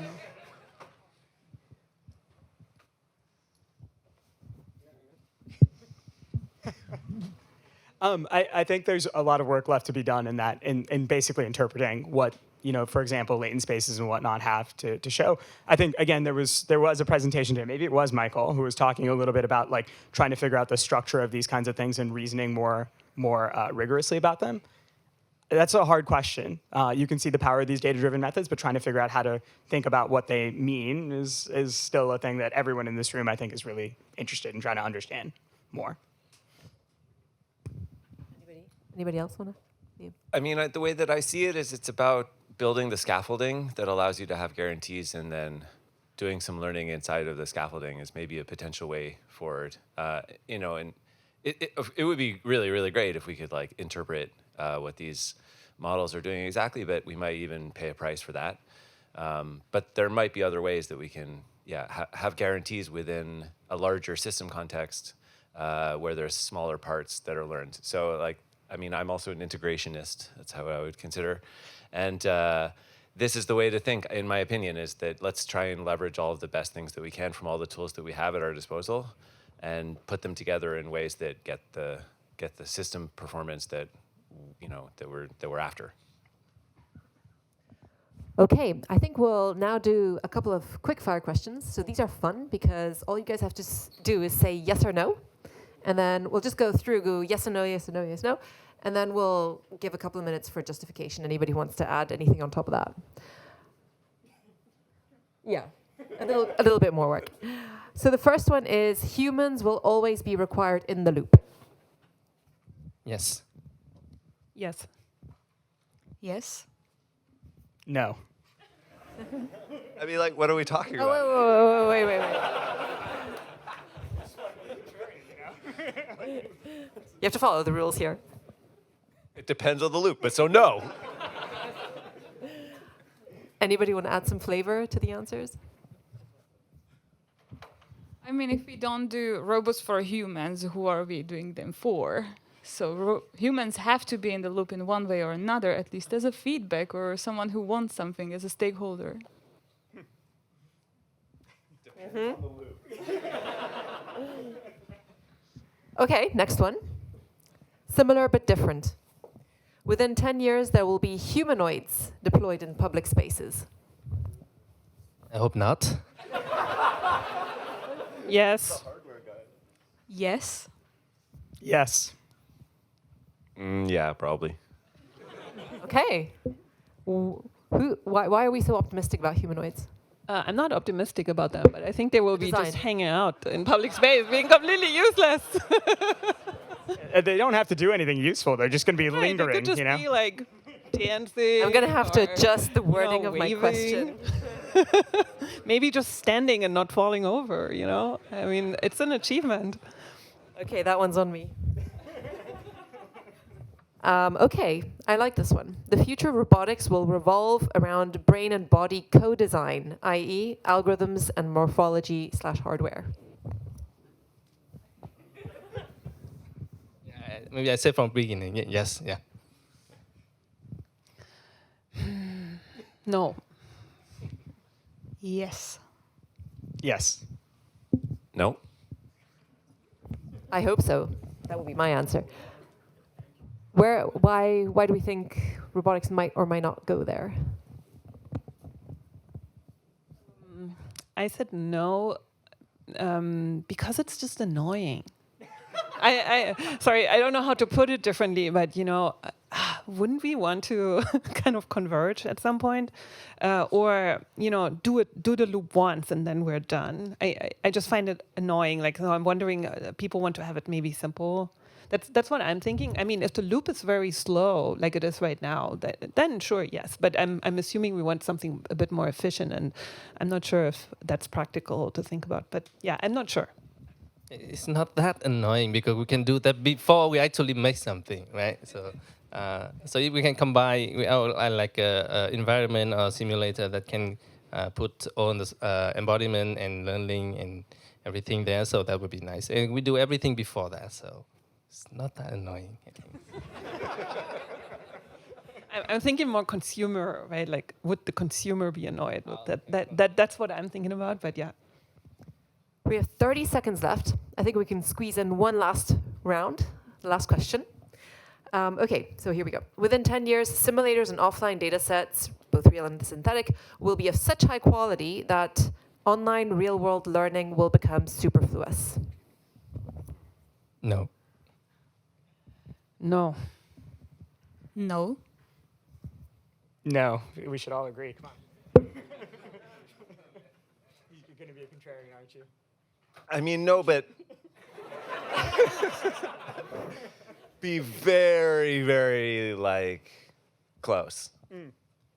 Liam, give some more flavor to that. I mean, I think that within 10 years, yeah, we're going to be able to build simulation environments that are going to be able to get us really far, like really close. And then it's like that, you know, maybe just a little bit of real world data at the end. But going all the way to not, like, why even, you know? Why make your life hard if it doesn't need to be hard? But yeah, I think that there's a lot of progress to be made in this area, in my opinion. Jeanette, you have the last word. Thank you. Yeah, first of all, who provides all the assets, right? Like, even if a simulator was kind of good enough for objects, right? Like, who's even designing all the environments? Oh, that's so annoying. And sorry, I'm like very driven by annoyance. But the other thing I want to add, right? Like, there are things right now that are really hard to simulate. Anything like liquid, deformable, you know, like granular materials. But here's something even more annoying to simulate. People, right? And so if what Jana said, right, like, it's like, of course we have a person in the loop, and a robot is probably gonna, many robots are gonna act around people. I mean, it's so hard. I mean, I don't work with people because they're just too hard with me. I mean, like, in my research, sorry, I have people as students, but you know, I don't do I don't do HRI. Sorry, I don't do HRI. So because I find it so hard to work with them, people are annoying. I don't know, to add this again. With that,